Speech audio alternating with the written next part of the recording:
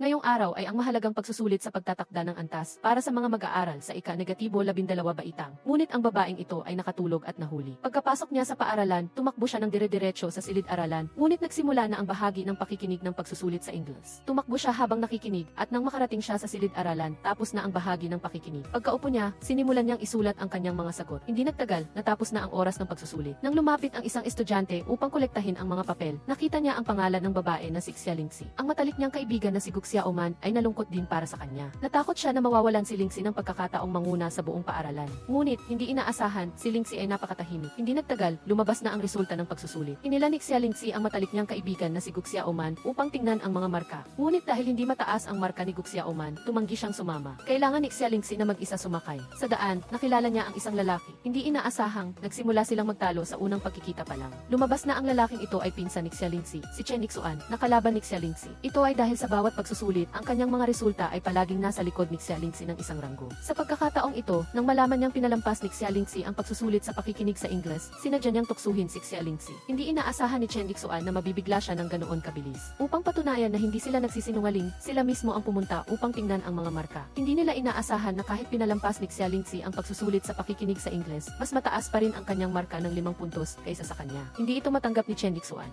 Ngunit umalis lamang siya na galit na galit. Nakita ng kaibigang ito na ginugulpi siya ni Xia Lingxi. Agad siyang nagtago sa likod nito. Hindi rin natakot si Xia Lingxi na mapahamak at tumayo bilang isang babaeng bayani upang protektahan siya sa likod. Lumabas na ngayong umaga ang unang klase ng semestre. Napansin ng guro na 2 estudyante ang wala, partikular na si Jiang Zhenghan na nanguna mula sa ilalim at si Zhang Huaiyu na pangalawa mula sa ilalim. Kaya, sinabi ng guro kay Xia Lingxi, ang class president, na hanapin sila. Pagkatapos ng klase, gusto ni Xia Lingxi na sumama ang vice class president, si Chen Ixuan, sa paghahanap sa 2 estudyante na lumiban sa klase. Ngunit galit si Chen Ixuan kay Xia Lingxi dahil nawala sa kanya ang posisyon ng class president. Kaya naman ayaw niyang pumayag, walang nagawa si Xia Lingxi kundi agawin ang paboritong kayamanan ni Chen Ixuan. Nang wala nang magawa si Chen Ixuan, biglang dumating si Guxia Oman. Kaya, sa tulong ni Guxia Oman, matagumpay na nabawi ni Chen Ixuan ang kanyang kayamanan na iniwan si Xia Lingxi na malungkot doon. Lumabas na si Guxia Oman ay ang matalik na kaibigan ni Xia Lingxi. Ngunit sinasamba ni Guxia Oman si Chen Ixuan. Nagalit si Xia Lingxi nang makita niyang iniwan siya ng kanyang matalik na kaibigan. Upang ipakita ang kanyang katapatan, sinabi ni Guxia Oman kay Xia Lingxi na mayroon siyang paraan upang mahanap ang 2 lumiban sa klase at sumama sa kanya. Kaya, narinig ni Xia Lingxi kung nasaan si Zhang Huaiyu mula sa kanyang matalik na kaibigan. Ngunit hindi niya alam kung nasaan si Jiang Zhenghan. Kaya, kailangan munang hanapin ni Xia Lingxi si Zhang Huaiyu. Pagdating niya sa internet cave, nakita niya agad si Zhang Huaiyu na ginugulpi. Kaya, nagkaroon ng eksena kung saan ang magaling na estudyanteng babae ay nagligtas ng isang problemadong estudyante. Hindi alam kung anong masamang bagay ang ginawa ni Zhang Huaiyu. May hawak silang 8 plato, isang sandok, at isang palanggana na balak ipupok kay Zhang Huaiyu. Habang nagkakagulo sila, naitulak si Xia Lingxi palabas at aksidenteng napasanda sa isang gwapong lalaki. Lumingon si Xia Lingxi at tinitigan siya ng matagal, ngunit hindi pa rin niya alam kung sino ang lalaking ito. Akmang tutulong na siya kay Zhang Huaiyu nang hilahin siya ng lalaki. Sa 2 o 3 salita lang, pinakalma niya ang kanilang galit at pagkatapos ay tinanong sila kung ano ang nangyari. Nagpilit itong bata na bumuo kami ng team. Narinig niya na bumaba ang ranggo nila, kaya nangako siyang hindi lang sila tutulungang makabalik kundi aangat pa ng isang ranggo. Doon lang huminahon ang sitwasyon. Lubos na hinangaan ni Zhang Huaiyu ang lalaki at sinabing gusto niya itong pasalamatan ng maayos. Sinabi ng lalaki na hindi na kailangan magpasalamat at pagkatapos ay siningil niya si Zhang Huaiyu. Agad na hindi nasiyahan si Xia Lingxi. Sinabi din ni Zhang Huaiyu na magkaklase naman sila at masisira ang pagkakaibigan kung pag-uusapan ang pera. Ngunit nanatiling kalmado si Jiang Zhenghan pagkatapos marinig ito, kaya wala silang nagawa. Kinailangan ni Zhang Huaiyu na maglabas ng pera, ngunit 20 lang ang pera niya. Sinabi ni Jiang Zhenghan na kailangan bayaran ang lahat ng sabay-sabay. Kaya, nauna nang nagbayad si Xia Lingxi para kay Zhang Huaiyu. Nang magbayad siya, nagulat siya nang malaman na si Jiang Zhenghan pala ang tatanggap ng bayad. Hindi ba ito ang estudyanteng nasa pinakahuling ranggo na pinapahanap sa kanya ng guro? Agad na hiniling ni Xia Lingxi sa 2 na sumama sa kanya pabalik sa paaralan, ngunit matigas na tumanggi si Jiang Zhenghan. Wala nang nagawa si Xia Lingxi kundi dalhin muna si Zhang Huaiyu. Habang papalabas na sila ng internet cave, biglang may naisip si Xia Lingxi. Sinabi niya kay Zhang Huaiyu na putulin ang koneksyon ng internet sa cave. Habang tinitingnan ni Jiang Zhenghan ang problema, kinuha ni Xia Lingxi ang kanyang computer at nag-iwan ng isang sulat. Talagang epektibo ang pamamaraang ito. Kinagabihan, masunuring pumasok si Jiang Zhenghan sa klase. Pagkapasok niya sa klase, galit na itinapon ni Jiang Zhenghan ang sulat. Naaalala ko si Xia Lingxi para sabihin sa kanya na ibalik ang computer. Takot na takot si Xia Lingxi na hindi siya makatingin. Pagkatapos ng klase, sa pagkarinig pa lang ng kampana, si Xia Lingxi ang unang lumabas ng silid-aralan, sa takot na hablutin siya ni Jiang Zhenghan. Hindi inaasahang, paglingon niya, nakasalubong niya si Jiang Zhenghan. Gusto pa sanang tumakbo ni Xia Lingxi nang hilahin na siya ni Jiang Zhenghan. Nang makita niya hindi siya makakatakas, sinabi niya na may guro sa likod nito. Sinamantala niya ang paglingon nito at mabilis na tumakbo. Hindi inaasahang, pagkatapos lamang ng ilang hakbang, nahabol na siya ni Jiang Zenghan na nagpatakot kay Xia Lingxi ng husto na wala na siyang mataguan. Ang tanging nagawa niya ay magtago sa banyo ng mga babae. Matagal siyang naghintay, iniisip na nakatakas na siya. Hindi inaasahang, nakatayo na pala si Jiang Zenghan sa labas ng pinto at dalawang estudyante.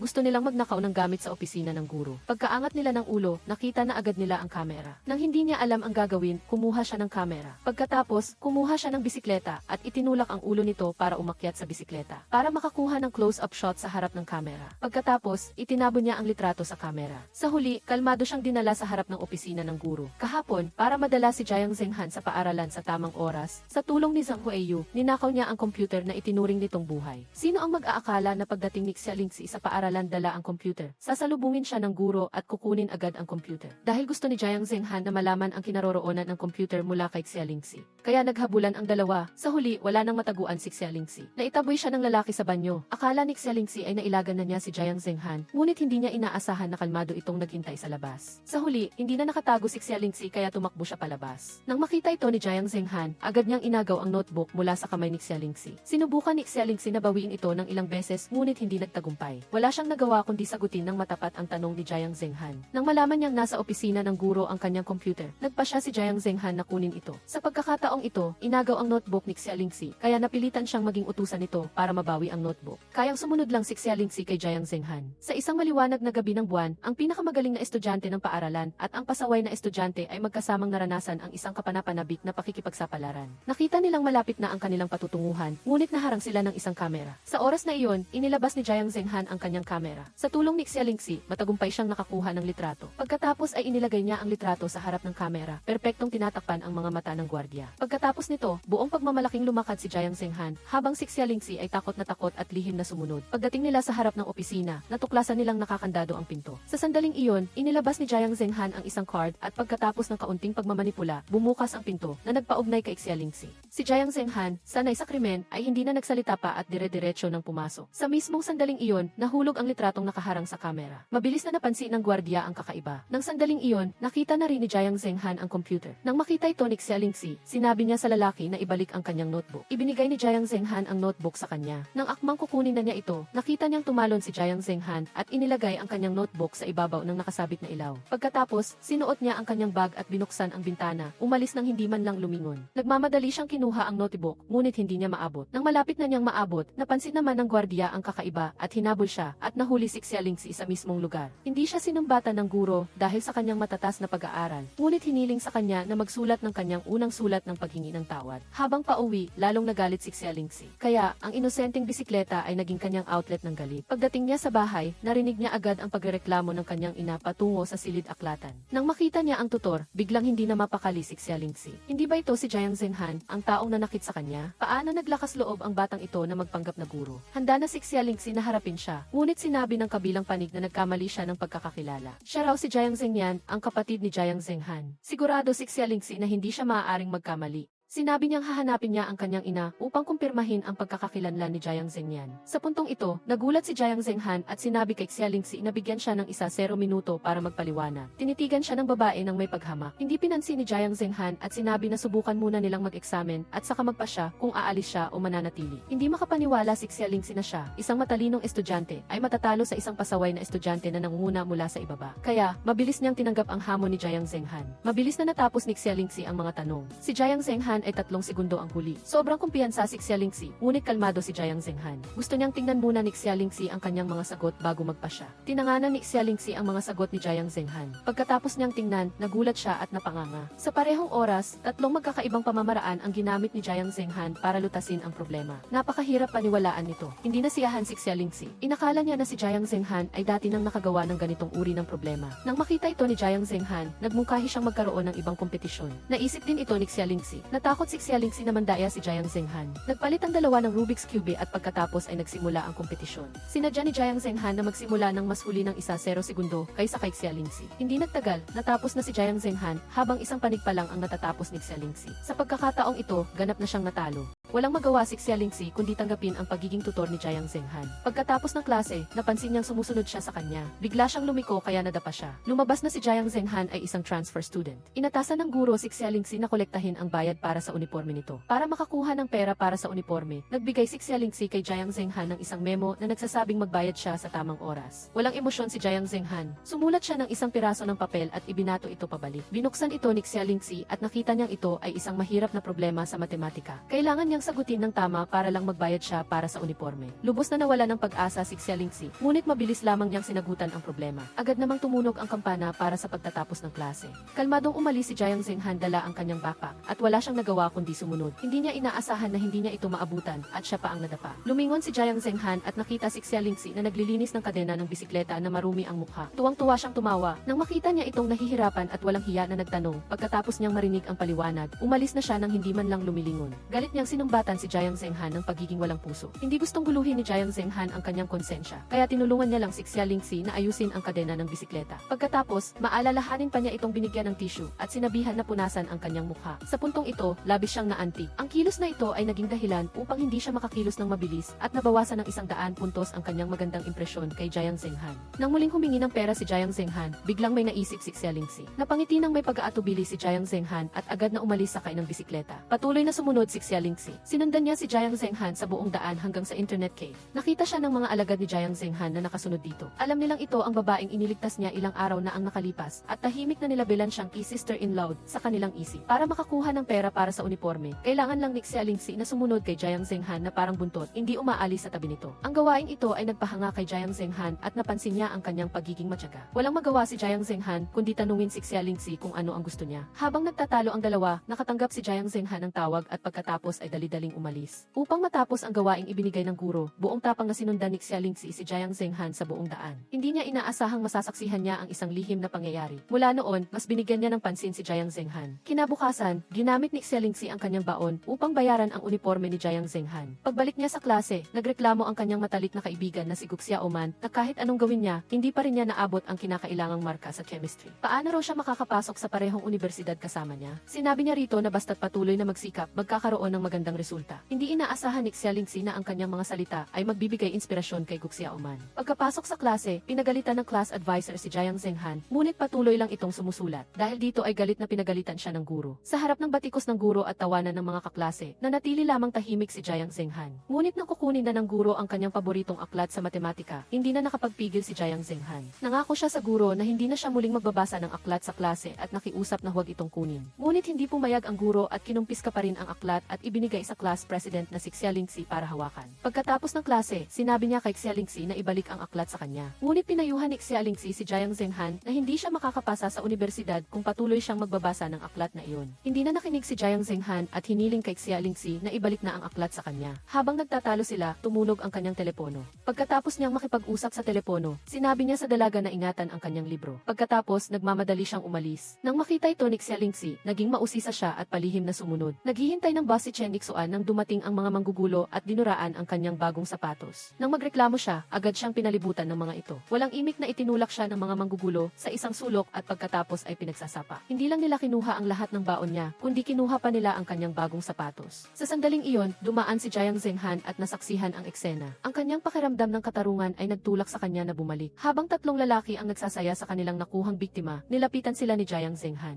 Habang natulala si Jiang Zhenghan, sa pagkakataong ito, galit na si Chen Ixuan sa kanya. Galit na galit siya, pagkatapos ay umalis siyang gusot. Ngayon lang nalaman ni Jiang Zhenghan na siya ay pinaglaruan ng mga taong ito. Hindi pa nagtatagal, nakabanggaan ni Jiang Zhenghan ang mga manggugulo na ito. Hiniling niya sa kanila na bayaran ang kanilang mga utang sa internet cave noon. Ngunit tumanggi ang mga manggugulo. Wala nang nagawa si Jiang Zhenghan kundi sabihin sa may-ari na asikasuhin ito. Ngunit nagbanta ang manggugulo, sinasabing magkakilala naman sila, kaya bakit papag-aawayan ang kaunting pera? Hindi pinansin ni Jiang Zhenghan ang mga ito, sinabing kailangan bayaran ang utang. Dahil dito, nagkaaway sila. Nagkataon namang nasalubong ni Chen Ixuan ang mga manggugulo at kahit nailigtas siya, binugbog din siya. Nang akma siyang hahanapin ang kanilang boss para maghanap ng hustisya, hindi inaasahang hinarangan siya ng tatlong manggugulo at sinimulang saktan siya. Hindi na nakapagpigil si Jiang Zenghan at lumaban. Pagkatapos ng pangyayari, inanap ni Jiang Zenghan si Chen Ixuan at tinanong kung ayos lang ba siya. Ngunit hindi tinanggap ni Chen Ixuan ang kanyang kabaitan. Hindi pinansin ni Jiang Zenghan ang paninira ni Chen Ixuan at lumisan. Kinabukasan, pumunta ang Education Bureau sa Jiangming High School para sa inspeksyon. Biglang may narinig na pagtatalo sa labas ng gate. Dali-daling lumabas ang principal para tingnan. Nakita niya ang isang lalaki na may hawak na uniforme ng paaralan. Sinasabing ang mga estudyante ng paaralan ay hindi lamang tumatanggap ng pera bilang proteksyon, kundi nananakit din.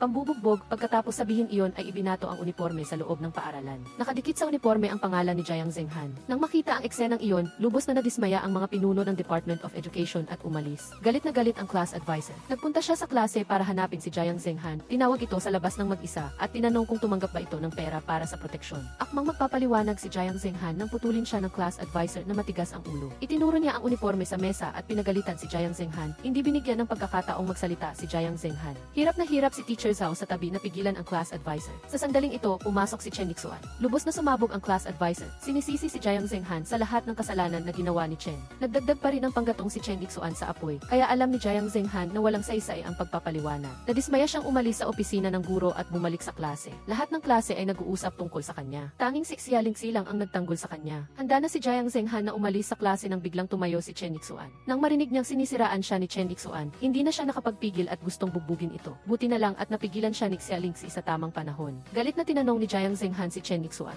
Hindi ito naglakas loob na magsalita ng marami, ngunit patuloy pa ring pinupuna ang kanyang mga pagkakamali. Naniniwala si Xialing sa kanyang pagkatao. Siguradong hindi siya ganoong uri ng tao. Kahapon, para makakuha ng pera para sa uniforme, sinundan ni Xialing si Jiang Zenghan.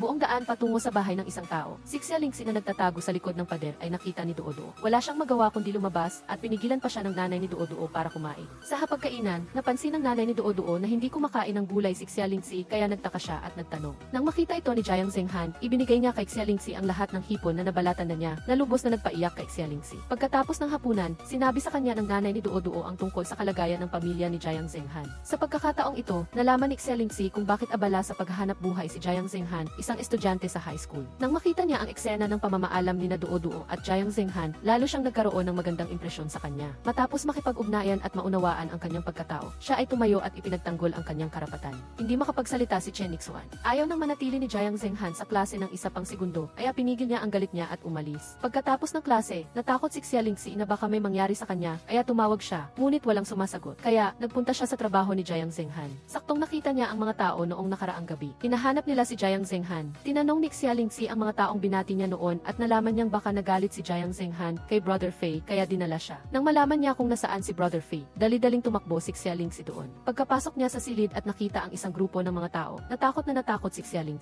Ngunit para iligtas si Jiang Zenghan, buong tapang pa rin niyang tinanong kung nasaan si Brother Fei. Pagkatapos niyang makita si Brother Fei, direktang sinabi ni Xialing ang punto. Si Brother Fei ay nakatuon lamang sa kanyang sugal at ayaw siyang pansinin. Sa kabilang banda, pagdating ni Jiang Zenghan sa internet cave, narinig niya ang kanyang mga tauhan na nagsasabi na si Xialing para iligtas siya, ay tumakbo upang hanapin si Brother Fei na nagpatakot sa kanya at dali-dali siyang hinanap. Pagkarating niya sa lugar, pumasok si Jiang Zenghan at hinila si Xialing sa likod niya. Nagmakaawa si Jiang Zenghan kay Brother Fei na pakawalan siya. Hindi naman talaga siya papansinin ni Brother Fei, ngunit nanalo siya sa sugal sa mismong sandaling iyon, kaya masaya niyang pinuri si Xialing. Habang masaya pa si Brother Fei, binanggit ni Xialing ang tungkol kay Jiang Zenghan. Tinanong ni Brother Fei ang kanyang mga tauhan tungkol sa bagay na ito at nalaman niyang pinagbibintangan lang si Jiang Zenghan. Kaya, sinabi niya sa kanila na alamin ang katotohanan upang malinis ang pangalan ni Jiang Zenghan. Habang pauwi, ipinagmalaki ni Xialing ang kanyang nagawa kay Jiang Zenghan. Ngunit ang natanggap niya ay ang mga panunumbat mula dito. Gayunpaman, sa kaibuturan ng puso ni Jiang Zenghan, lubos siyang naanti. Sinabi ni Xialing sa kanya na ang tunay na responsibilidad ay gawin ang angkop sa bawat edad. Dapat marunong gumalang sa guro at magplano para sa hinaharap. Ito ang pinakaangkop na sagot para sa taong nagmamalasakit sa kanya. Alam ni Jiang Zenghan na gusto ni Xialing ang kanyang ikabubuti. Sinabi niya rito na habang papunta siya, labis siyang nag-alala para sa kanya. Labis na naantig si Xialing.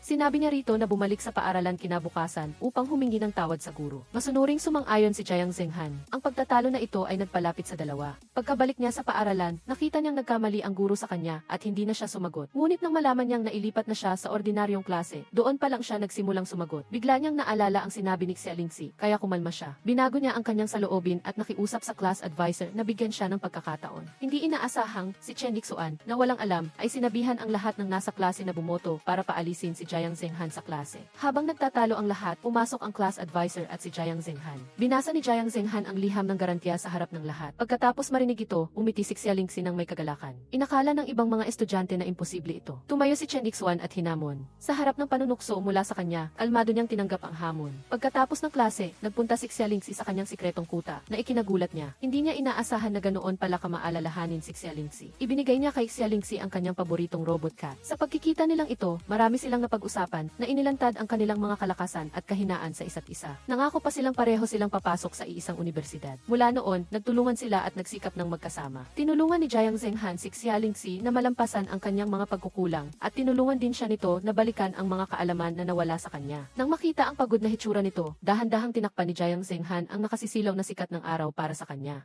Pagkaraan ng isang linggo, nagsimula ang pambansang mock examination. Buong kumpiyansa na sinagutan ni Jiang Zenghan ang pagsusulit. Pagkalabas ng mga marka, si Chen Ixuan ang unang tumakbo upang tingnan. Nang makita niyang nasa top 100 ang pangalan ni Jiang Zenghan, umalis siyang nanlumo tulad ng isang manok na natalo sa laban. Sa pambansang mock examination, nakapasok si Jiang Zenghan sa top 100 gaya ng ipinangako niya. Ngunit hindi ito matanggap ni Chen Ixuan. Hindi siya naniwala na makakakuha ito ng ganoong klaseng resulta, kaya inakala niyang nandaya ito. Sa harap ng kanyang pangutya, hindi natakot si Jiang Zenghan. Sinabi niyang kung hindi siya nasiyahan, lumaban sila. Lumabas na si Jiang Zenghan, sa kabila ng pagiging tamad sa pag-aaral, ay ang nangungunang tutor sa paaralan. Iminungkahi ni Chen Ixuan na lutasin ang problema doon mismo. Alam ni Xia Lingxi ang kakayahan ni Jiang Zenghan, kaya kalmado siyang lumapit upang sagutin ang tanong. Hindi inaasahan ni Chen Ixuan na si Jiang Zenghan, na tamad mag-aral, ay matatapos ng napakabilis at masasagot ng tama ang lahat. Dahil sa resulta na ito, natahimik siya. Ayon sa patakaran, kailangan ni Chen Ixuan na sumayaw ng palakas sa harap ng buong paaralan. Ang isang taong may malaking ego tulad niya ay nawalan ng mukha dahil sa insidenteng ito. Sa klase ng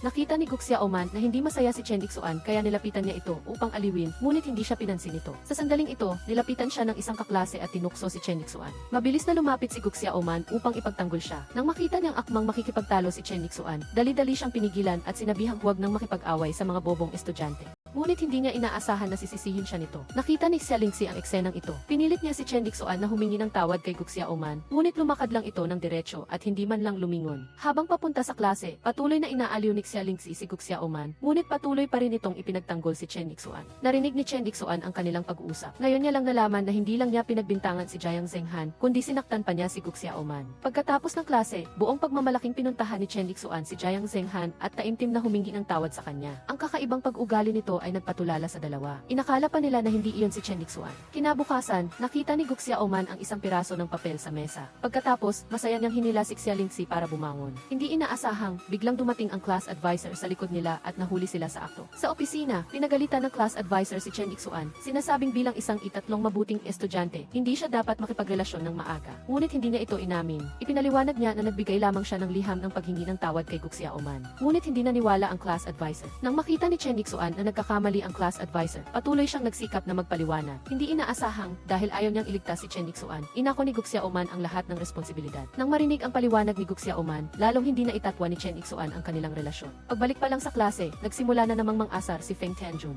Hindi na nakapagtimpi si Xia Lingxi at tumayo upang pagalitan si Feng Tianjun. Hindi niya inaasahan na babantaan pa siya. Galit na si Chen Ixuan. Sa puntong ito, hindi na siya nakapagpigil pa at ibinato ang kanyang pencil case ng direkta sa ulo ni Feng Tianjun. Pagkatapos ay nagkasuntukan ang dalawa. Habang nagkakagulo ang buong klase, dali-daling pumasok ang guro para pigilan sila. Kaya, ang apat ay nakatayo ng tuwid sa opisina, pinapagalitan. Tinanong ng guro kung ano ang nangyari. Sinabi ni Xia Lingxi ang totoo. Nang makita ni Jiang Zenghan na hindi na siya makapagsalita, tinulungan niya ito. Sa huli, si Feng Tianjun na lang ang naiwan upang mapagalitan. Pagkatapos umalis ng tatlo, taos pusong pinasalamatan ni Chen Ixuan ang dalawa. Bumuti rin ang relasyon ng tatlo. Sa sandaling ito, nakatanggap si Jiang Zenghan ng tawag at dali-dali siyang umalis. Hindi man lang siya nakakuha ng punto sa entrance exam sa kolehiyo, ngunit pinag-aagawan siya ng Tsinghua at Peking University dahil lang sa siya ay isang computer genius. Ilang buwan na ang nakalipas, si Jiang Zenghan ay isa pa ring problem student, ngunit maswerte siyang nakilala ang babaeng nagpabago sa kanyang buhay. Sa gabi bago ang pagsusulit, nagpangako silang pareho silang papasok sa kanilang pangarap na universidad. Ngunit, sa kasamaang palad, nalaman ng ina ni Xia Lingxi ang tungkol sa kanilang maagang pag-ibigan at dahil dito, huminto rin sa pag-aaral si Jiang Zenghan. Inakala ni Xia Lingxi na kahit umalis siya, magpapaalam siya ng maayos. Hindi inaasahang, umalis si Jiang Zenghan nang walang paalam, na nawala sa kanyang buhay, iniwan si Xia Lingxi na nag-iisa at malungkot. Nagsimula na ang buhay kolehiyo. Dahil sa kanyang mukha at natitirang mga tagumpay, si Xia Lingxi ang naging bagong campus crush. Sa daan papunta sa auditorium, nakilala ni Xia Lingxi ang isang senior na kaagad siyang hinila at umaasang magiging girlfriend niya. Agad na tumanggi si Xia Lingxi, ngunit hindi siya binitawan ng lalaki. Biglang may sumugod na isang lalaki at tinakot siya. Nang makita ang pamilyar na likod, naaalala ni Xia Lingxi ang kanyang unang pag-ibig na nagpakabaliw sa kanya. Nang hindi siya sigurado, biglang lumingon ang taong iyon. Hindi niya inaasahan na ito ay si Jiang Zhenghan na kanyang minahal at kinasusuklaman.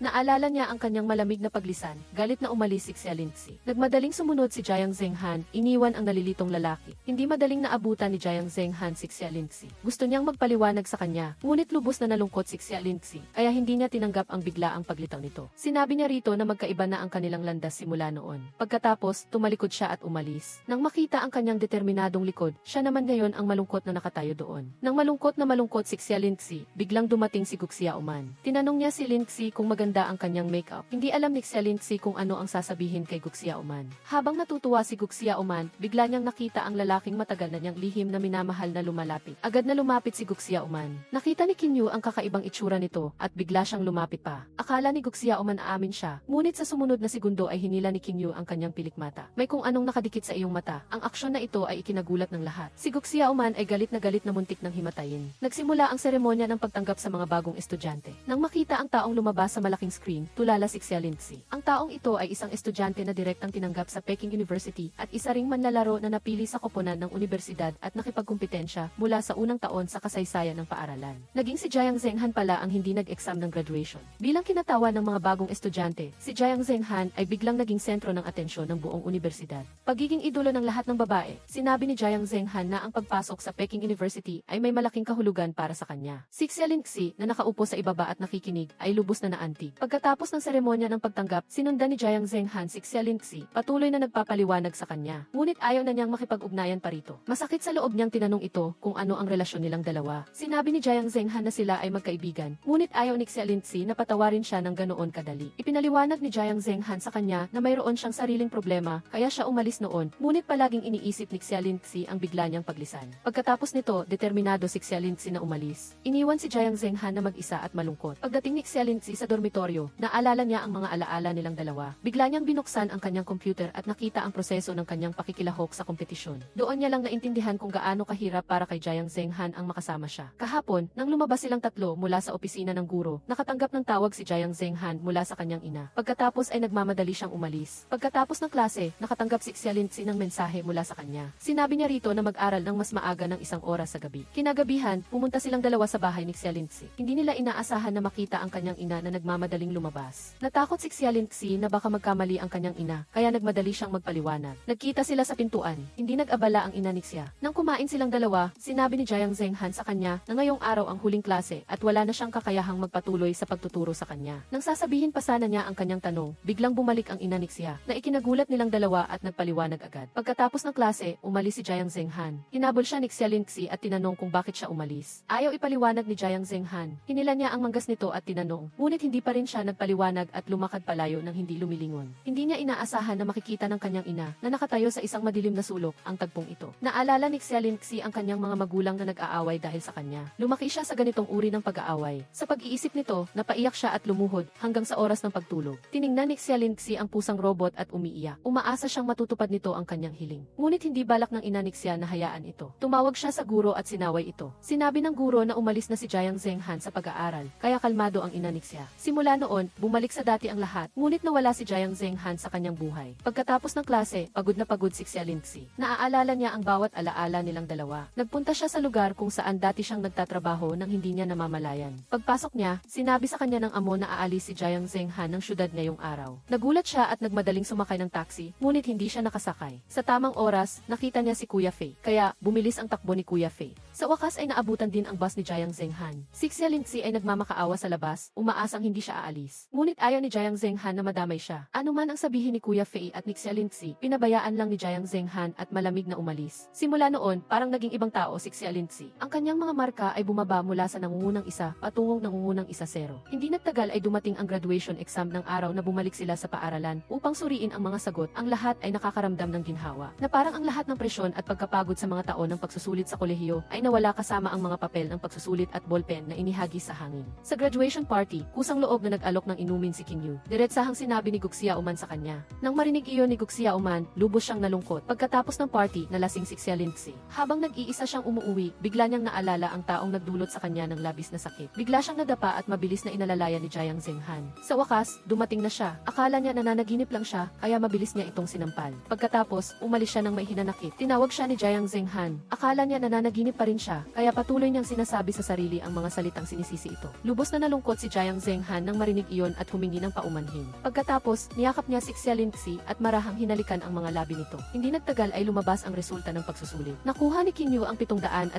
puntos na ikinatuwa niya ng husto. Mayabang siyang nagpakitang gilas kay Xiaolingxi. Sa oras na ito, nakita rin ni Xiaolingxi ang resulta. Mabilis na sumilit si Kinyu at nang makita ang 712 puntos ni Xiaolingxi, nagalit ang kanyang mga ngipin sa galit. Sa wakas, nakahinga ng maluwag si Xiaolingxi. Sa kabilang banda, sinusuri din ni Guxiaoman ang kanyang resulta 556 puntos na sapat na, kasama ang kanyang bonus points para makapasok sa Peking University na ikinagalak ng buong pamilya. Masayang-masaya si Xiaolingxi na nakapasa siya sa kanyang pinapangarap na universidad. Gusto niyang sabihin agad ang balitang ito kay Jiang Zenghan, ngunit pagkatapos niyang mag-type ng mensahe, naalala niyang nawala na pala ito sa kanyang buhay. Sa sandaling iyon, nagtatype din si Jiang Zenghan ng mensahe ng pagbati para sa kanya, ngunit sa huli ay binura niya rin ito. Hindi pa siya nakakita ng sinumang ganito kakapal ang mukha pagkatapos siyang tanggihan ng ilang beses ng Diyosa. Hindi pa rin bumibitaw. Sinundan pa nga niya si Xiaolingxi sa kanyang date at umamin sa kanya. Hindi na makatiis si Xiaolingxi kaya galit siyang nagsalita rito. Pagkatapos magsalita, umalis si Xiaolingxi, ngunit hinila siya pabalik ng lalaki. Sinabi ni Higuanggu na uminom silang dalawa bilang paumanhin. Tumanggi si Xiaolingxi, ngunit hindi siya binitawan ni Higuanggu. Habang hindi niya alam ang gagawin, biglang dumating si Jiang Zenghan na naging dahilan upang mura-murahin ni Higuanggu. Isang linggo na ang nakalipas, habang umamin si Higuanggu sa kanya, sumingit si Jiang Zenghan at sinira ang kanyang plano. Ngayon, akala niya makukuha na niya ang puso ng Diyosa, ngunit hindi inaasahan na dumating si Jiang Zenghan upang manggulo. Pagkatapos, ininom niya ang isang baso ng mabilis. Napilitang uminom si Higuanggu. Pagkatapos, nagbuhos ulit si Jiang Zenghan ng isa pang baso. Gustong umiwas ni Higuanggu sa pag-inom kaya kusa siyang nagbayad. Ngunit ayaw bumitaw ni Jiang Zenghan at pinilit siyang uminom. Hindi na mapakiusapan ni Xiaolingxi kaya umalis siya, ngunit sa kalagitnaan ng daan ay hindi siya mapakali. Sinabihan niya si Guxiaoman na bumalik at bantayan si Jiang Zenghan. Kinagabihan, hindi sinasadyang narinig ni Guxiaoman si Higuanggu na tumatawag sa kanyang mga kasama para ayusin si Jiang Zenghan. Papunta na rin si Jiang Zenghan para lumaban. Mabilis na tinawagan ni Guxiaoman si Xiaolingxi habang tumakbo siya para pigilan si Jiang Zenghan, ngunit hindi niya ito napigilan.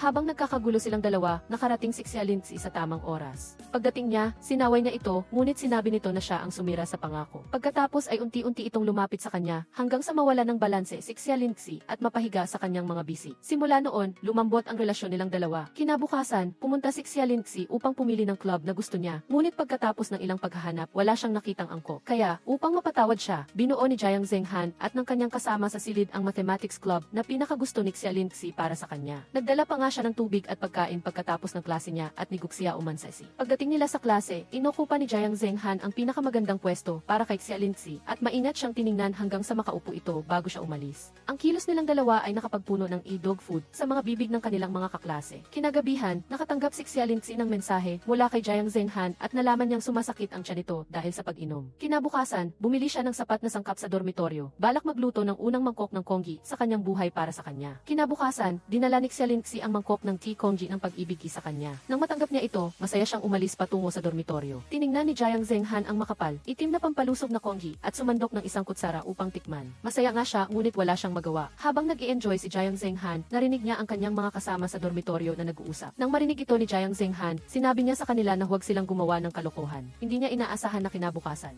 Salamat sa dalawang senior, ang pagliligtas ni Jiang Zenghan kay Xiaolingxi ay naging mainit na usapan sa forum ng paaralan. Nang makita ito ni Xiaolingxi, galit siyang pumunta kay Jiang Zenghan para magpaliwanag. Para tulungan si Jiang Zenghan na ligawan si Xiaolingxi, kusa siyang nag-post sa forum ng paaralan tungkol sa pagliligtas nito sa kanya. Akala niya, magkasama na silang dalawa. Hindi niya inaasahan na si Xiaolingxi ang magiging target ng batikos ng publiko. Galit na pinuntahan ni Xiaolingxi si Jiang Zenghan at tinanong kung bakit niya ito ginamit sa ganoong paraan. Si Jiang Zenghan ay walang nagawa kundi magpaliwanag ng masakit. Ngunit hindi niya tinanggap ang kanyang dahilan. Hindi niya inaasahan Sinabi ni Jiang Zhenghan na mayroon lamang hindi pagkakaunawaan at hindi niya sinadya ang gawin iyon. Nang marinig ito ni Xialinxi, naramdaman niyang nagbibiro lang siya. Paulit-ulit niyang sinabi ng seryoso. Nang lito si Xialinxi, lumapit si Qin Yu, ang key hot boy ng Peking University. Ang dalawang key hot boy ay nagtinginan ng walang imik. Magkasama pala nilang nililigawan ang iisang babae. Lumalabas na magkapatid pala sila. Sa panahong umalis si Jiang Zhenghan sa pag-aaral, maswerte siyang nakilala si Qin Yu. Lubos na pinahahalagahan ni Qin Yu ang talento ni Jiang Zhenghan, kaya nang maligaw ng landas si Jiang Zhenghan,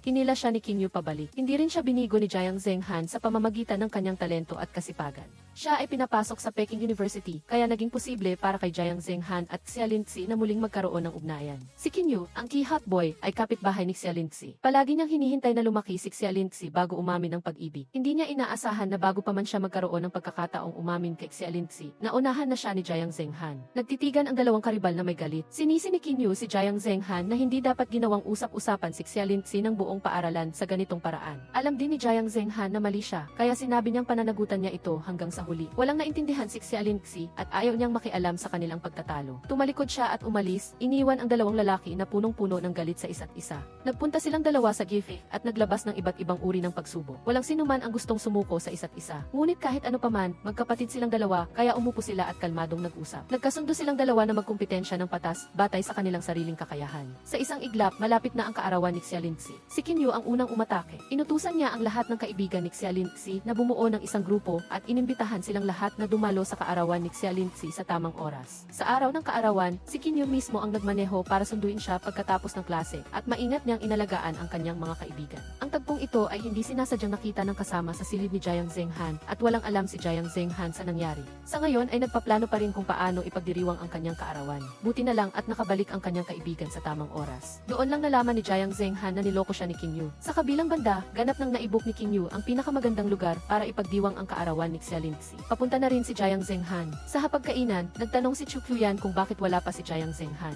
Sinabi ni Xialinxi na baka ayaw niyang pumunta. Hindi niya inaasahan na diretsahang sasagot si Zhang Huiyu na hindi dahil ayaw ni Jiang Zhenghan pumunta, kundi dahil hindi siya inimbitahan. Sa oras na ito, dumating din si Qin Yu. Sinabi lang niya na nakalimutan niya. Pagkatapos ay inanyayahan niya si Xialinxi na tumayo, tingnan ang lahat at magsalita. Pagkatapos ay kumuha siya ng isang baukwet ng bulaklak. Baliw na baliw sa pagmamaneho ng bisikleta si Jiang Zhenghan. Nang makita niya ang larawang ipinadala ni Zhang Huiyu, labis siyang nag-aalala at naisip na hindi na siya aabot. Kinuha niya ang kanyang laptop at sinubukang i-hack ang malaking screen sa hall. Ngunit gaano man niya subukan, hindi niya ito magawa. Nang maghahanda na si Qin Yu na umamin ng pag-ibig, biglang lumabas si Jiang Zhenghan sa screen sa hall ng party. Sa kanyang napakagaling na kasanayan sa computer, nahack niya ang screen at direkta siyang umamin ng pag-ibig na sumira sa plano ni Qin Yu. Tumingin ang lahat sa screen, nagulat na makita si Jiang Zhenghan. Habang hindi pa naintindihan ng lahat ang nangyayari, nagsimula siyang ibuhos ang kanyang puso. Naintindihan ng lahat na si Jiang Zhenghan ay umamin ng pag-ibig kay Xialinxi. Narinig ni Xialinxi ang bawat salita niya at naalala rin niya ang magandang nakaraan nilang dalawa. Maliban kay Qin Yu na nalungkot, ang lahat sa seremonya ay naantig hanggang sa mapaluha. Hiniling ni Jiang Zhenghan kay Xialinxi na hintayin siya. Pagkatapos, nagmamadali siyang nagmaneho patungo sa party. Habang nagkakagulo ang lahat na nakatingin sa screen, biglang nahulog si Jiang Zhenghan. Natakot si Xialinxi na baka may nangyari sa kanya, kaya dali-dali siyang pumunta para hanapin siya. Nang makita ito ni Qin Yu, mabilis siyang sumunod, ngunit hindi niya kayang habulin ang puso nito. Naghanap si Xialinxi sa lahat ng dako para kay Jiang Zhenghan. Sa wakas ay nakarating din siya sa harapan niya. Tinanong niya kung ano ba talaga ang gusto niyang gawin. Si Jiang Zhenghan, sinabi niyang ayaw niyang maagaw si Xialinxi ng iba. Si Xialinxi, na nooy nag-aalala, ay biglang nagalit. Sinabi ni Jiang Zhenghan na natatakot lang siyang mawala si Xialinxi. Nag-aalalang sinabi ni Xialinxi na huwag na siyang gumawa ng ganitong walang saysay na bagay sa susunod. Nahihiya siyang ginawa niya iyon. Pagkatapos ay tumalikod siya at umalis, naiwan si Jiang Zhenghan na tulala sa math club. Si Xialinxi ay mag-isang nagsosolve ng equation. Sa oras na ito, isang propesor ang lumapit. Pagkatapos ng ilang tanong, nang malaman niyang si Xialinxi ang babaeng nasa harap niya, lumiwanag ang kanyang mga mata at sinabi, magkita tayo muli bago siya umalis. Lumalabas na hindi pa matagal na ang nakalipas. Para tulungan siyang ligawan si Xialinxi, kusa siyang gumawa ng gulo.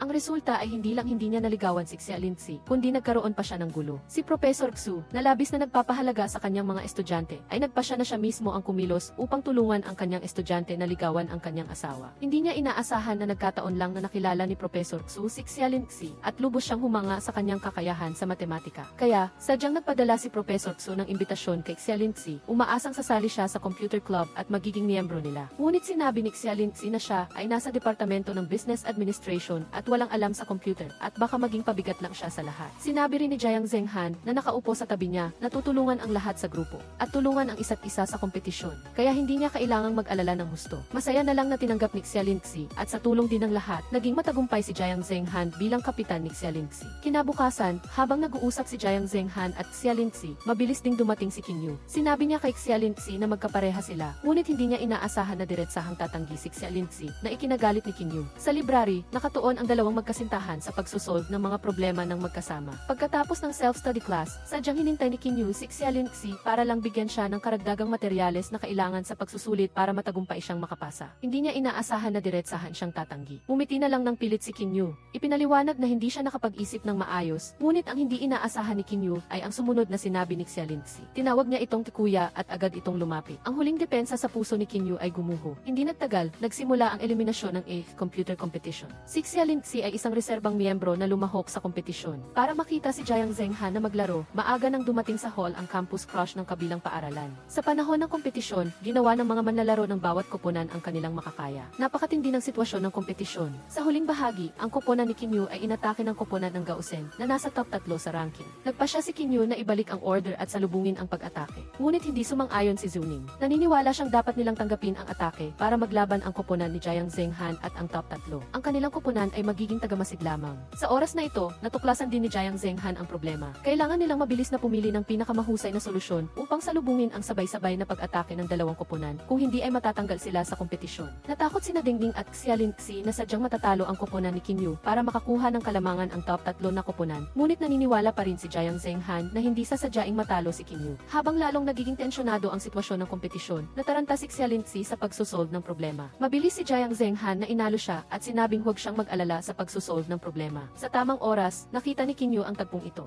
Upang manatili si Xialinxi sa koponan ng paaralan, biglang nagpasya si Qin Yu na ibalik ang order at salubungin ang atake. Galit na galit si Zuning nang marinig ito. Lumalabas na lihim na minamahal ni Zuning si Qin Yu, ngunit gusto nito si Xialinxi. Nang malaman ni Zuning na hindi siya lumahok sa anumang kompetisyon, ngunit direktang napasama sa koponan ng paaralan, lubos siyang nainggit. Pumunta siya kay Xialinxi at mahigpit siyang kinuwestiyon na ikinagulat nito. Bago pa makapagpaliwanag si Xialinxi, naglabas na naman si Zuning ng mapanuksong panunuya. Dahil dito, nagtanim siya ng galit kay Xialinxi. Kaya, nang marinig niya ang utos ni Qin Yu, ganoon na lamang ang kanyang galit. Sa huling 0 minuto, pagkatapos ng matinding labanan ng mga koponan. Sa huli ay nakamit din nila ang kanilang layunin. Pagkatapos ng pagsusuri, ang koponan ni Jiang Zhenghan ang nakakuha ng unang pwesto. Naghiyawan sa tuwa ang lahat. Si Zuning at Qin Yu naman ay tahimik na umalis. Pinahapyawan ni Jiang Zhenghan si Qin Yu sa kanyang pagiging matulungin, ngunit umalis lang siya nang walang maraming sinasabi. Sa oras na ito, dumating si Professor Xu upang batiin ang lahat. Umaasang makapagdiwang sila ng marangya ngayong gabi. Sinabi ni Jiang Zhenghan na gusto niyang bumalik sa dormitoryo. Pagkatapos ay malumanay niyang hinaplos ang ulo ni Xialinxi at masayang umalis. Iniwan niya ang dalawang matalik na kaibigan na nag-aasaran kay Xialinxi. Habang papauwi ang tatlong babae sa kanilang dormitoryo, inasar nila si Xialinxi tungkol kay Jiang Zhenghan. Narinig niya ito at lumitaw sa kanyang mukha ang isang masayang ekspresyon. Biglang nagmamaneho si Jiang Zhenghan ng motorsiklo na may sakay na si Shen Wenyu. Mahigpit siyang yumakap dito at mabilis silang dumaan sa harap nila. Si Xialinxi, na kanina lang ay masaya, ay galit na umalis. Kinabukasan, nagpunta sila sa isang outing sa labas ng bayan. Gusto ni Jiang Zhenghan na tulungan siyang dalhin ang kanyang mga gamit, ngunit hindi siya pinansin ito. Pagdating nila, sinubukan niyang makipag-usap muli kay Xialinxi, ngunit galit pa rin ito. Tinalikuran niya ito at hinanap si Guxia Uman na ikinainis niya. Sa oras na ito, pumasok si Shen Wenyu. Nang makita niya si Jiang Zhenghan, sumugod siya at niyakap ito. Bago pa makapagpakilala si Jiang Zhenghan sa lahat, nagmungkahi na si Shen Wenyu na magkaroon ng pagpupulong ang dalawang paaralan. Nakita rin ni Qin Yu na maganda ang ideyang ito. Kinagabihan, habang kumakain, iminungkahi ni Duaning na maglaro ng laro ng pagtutupi ng daliri. Lahat ay masayang nagkagulo at gustong sumali. Nang turn na ni Guxia Uman, sinabi niya na ang sinumang nawala ng first kiss ay itupi ang daliri. Maraming tao ang tahimik na nagtupi ng isang daliri. Nagulat si Qin Yu at tinanong ang lahat kung kailan sila nawala ng first kiss. Sa oras na ito, nahihiyang nagkwento si Shen Wenyu. Nagulat si Jiang Zhenghan at mabilis na nagpaliwanag. Sa oras na ito, napansin ni Guxia Uman na nakatupi rin ang daliri ni Xialinxi, kaya dali-dali siyang nagtanong kung ano ang nangyari. Galit na sinabi ni Xialinxi na mali ang pagkarinig niya sa tanong. Sa oras na ito, tinanong ni Qin Yu kung sino ang may gusto sa kasalukuyan ay itupi ang daliri. Maraming tao ang tahimik na nagtupi ng kanilang daliri. Ngunit matigas si Xialinxi at ayaw sumuko. Sa oras na ito, nagdahilan si Guxia Uman para umalis. Sumunod din agad si Jiang Zhenghan at tinanong si Guxia Uman, ngunit galit siyang sinaway nito. Doon lang niya nalaman kung saan siya nagkamali. Sinabi niya kay Guxia Uman na ito ay isang hindi pagkakaunawaan lamang, ngunit ayaw nitong makinig sa kanyang paliwanag. Kaya, nagmadaling hanapin ni Jiang Zhenghan si Xialinxi, gustong ipaliwanag ng malinaw sa kanya. Hindi niya inaasahan na sa oras na ito ay nag-iinuman na pala siya kay Shen Wenyu. Akmang sasabihin na sana ni Jiang Zhenghan na mag-ingat siya, ngunit sinabihan siya na huwag makialam sa mga bagay na hindi niya naunawaan. Di nagtagal ay nakaramdam na siya ng hilo at at nagmamadaling umalis. Hindi siya mapakali na iwanan siyang mag-isa, kaya sinundan niya ito. Ipinaliwanag ni Jiang Zhenghan kay Xia Lingzi, ngunit matigas ang ulo nitong ayaw makinig. Ang tanging inaalala niya ay ang sabihin ang kanyang galit. Natawa si Jiang Zhenghan nang marinig iyon. Ngayon lang niya naintindihan na nagsiselos pala ito sa kanya. Kaya, sinabi niya ang katotohanan sa kanya. Pagkatapos marinig ang sinabi niya, parang nawala sa sarili si Xia Lingzi at nakatitig sa kanya ng tulala. Sinabi ni Jiang Zhenghan sa kanya na simula ngayon, kung wala siya, huwag siyang iinom ng alak dahil mag-aalala siya. Sa sumunod na segundo, natalo siya sa matamis na pagkabigla at nanatili sa kanyang kinatatayuan, habang si Xia Lingzi ay tumalikod at tumakbo palayo. Sa tuktok ng bundok, isinalaysay nila sa isa't isa ang kanilang nakaraan at nagplano para sa hinaharap. Sa huli, sa magandang gabing ito, tinukoy na nila ang matamis nilang relasyon. Sa kabilang banda, pagdating ni Zuning sa dormitoryo, sadyang kinausap niya si Zhuang Fei. Nang marinig ito ni Zhuang Fei, naramdaman niyang may koneksyon siya kay Jiang Zhenghan. Pagkatapos siyang hikayatin ni Zuning, agad siyang naging motivated na ligawan ito. Kinabukasan, nakatayo na si Zhuang Fei sa labas ng pintuan, naghihintay kay Jiang Zhenghan, dala ang sopas na gawa niya mismo para sa hangover. Sinabi ni Jiang Zhenghan na hindi siya gaanong uminom, kaya diretsahan siyang tumanggi. Hindi niya inaasahan na lalabas si Xia Lingzi sa tamang oras, kaya kinausap siya ni Jiang Zhenghan. Tinignan ni Zhuang Fei ang dalawang tao sa harap niya na may pusong wasak. Pagkatapos ay nahihiya siyang umalis, na ikinagulat nilang dalawa. Pagkatapos, naglaro silang dalawa ng bamboo dragonfly.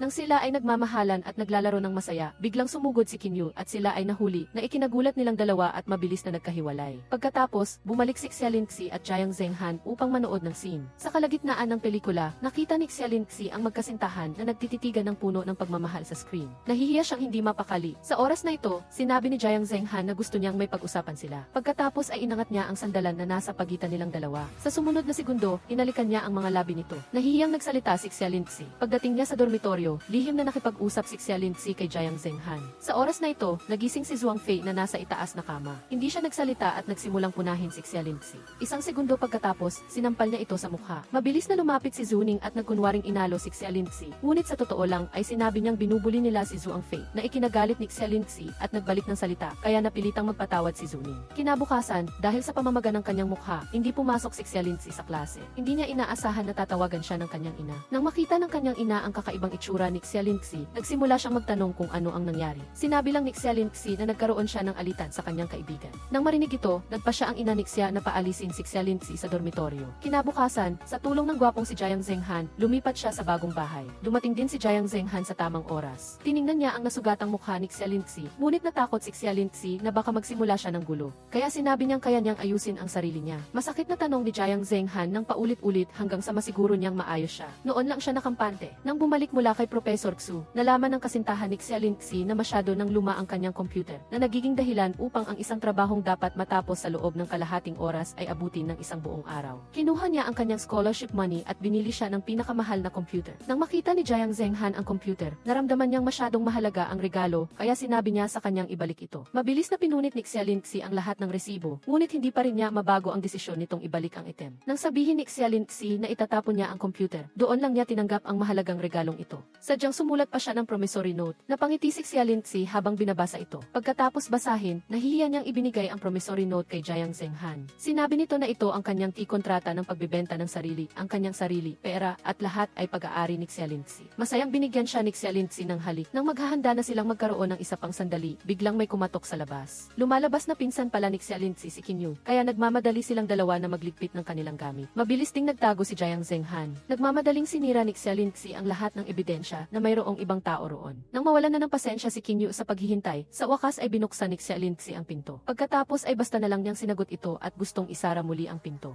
Ngunit dahil sa ika-6 na pandama ng isang lalaki, sinabi niyang kakaiba siya at iginiit na pumasok. Pagkapasok niya, hinalughob ni Qin Yu ang buong silid, ngunit hindi niya natagpuan ang nagtatago. Hindi pa rin sumusuko si Qin Yu, pakiramdam niya itiyak na may itinatago siyang tao sa silid. Sa huli, hindi napigilan ni Xia Lingzi ang lakas ni Qin Yu at napasok pa rin ito ang silid. Pagkapasok ni Qin Yu sa silid, hindi niya pinansin ang pagpigil ni Xia Lingzi at baliw na hinalughog ang bawat sulok ng silid. Nang hindi niya makita ang anuman sa mahabang panahon, noon lang siya pumayag na umalis. Dali-daling hinanap ni Xia Lingzi si Jiang Zhenghan na nawala, ngunit hindi niya inaasahan na nagtatago pala ito sa balkonahe. Ang dalawa ay nakaupo sa sopa na may takot pa rin. Pakiramdam nila na ang ganitong klaseng lihim na pag-ibig ay labis na nagpapahirap sa kanila. Kinabukasan, habang nag-aaral sina Jiang Zhenghan at Xia Lingzi para sa pagsusulit, dumating si Qin Yu dala ang regalo upang imbitahin siya sa isang masquerade ball. Agad na tinanggihan ni Jiang Zhenghan ang imbitasyon ni Qin Yu, ngunit hindi niya ito pinansin. Pinayuhan niya si Xia Lingxi na sumali sa maraming extracurricular activities at tutulungan niya itong mag-catch up sa mga kagamitan. Nang banggitin niya ang informal na boyfriend, agad na ipinahayag ni Jiang Zhenghan ang kanyang pagmamay-ari. Gayunpaman, patuloy pa rin na nangulit si Qin Yu. Habang magkaharap ang dalawang hot boys, dumating si Shen Wenyu na may dalang megaphone sa ibaba at sinabi kay Jiang Zhenghan na bumaba kaagad. Sinabi ni Jiang Zhenghan kay Xia Lingxi,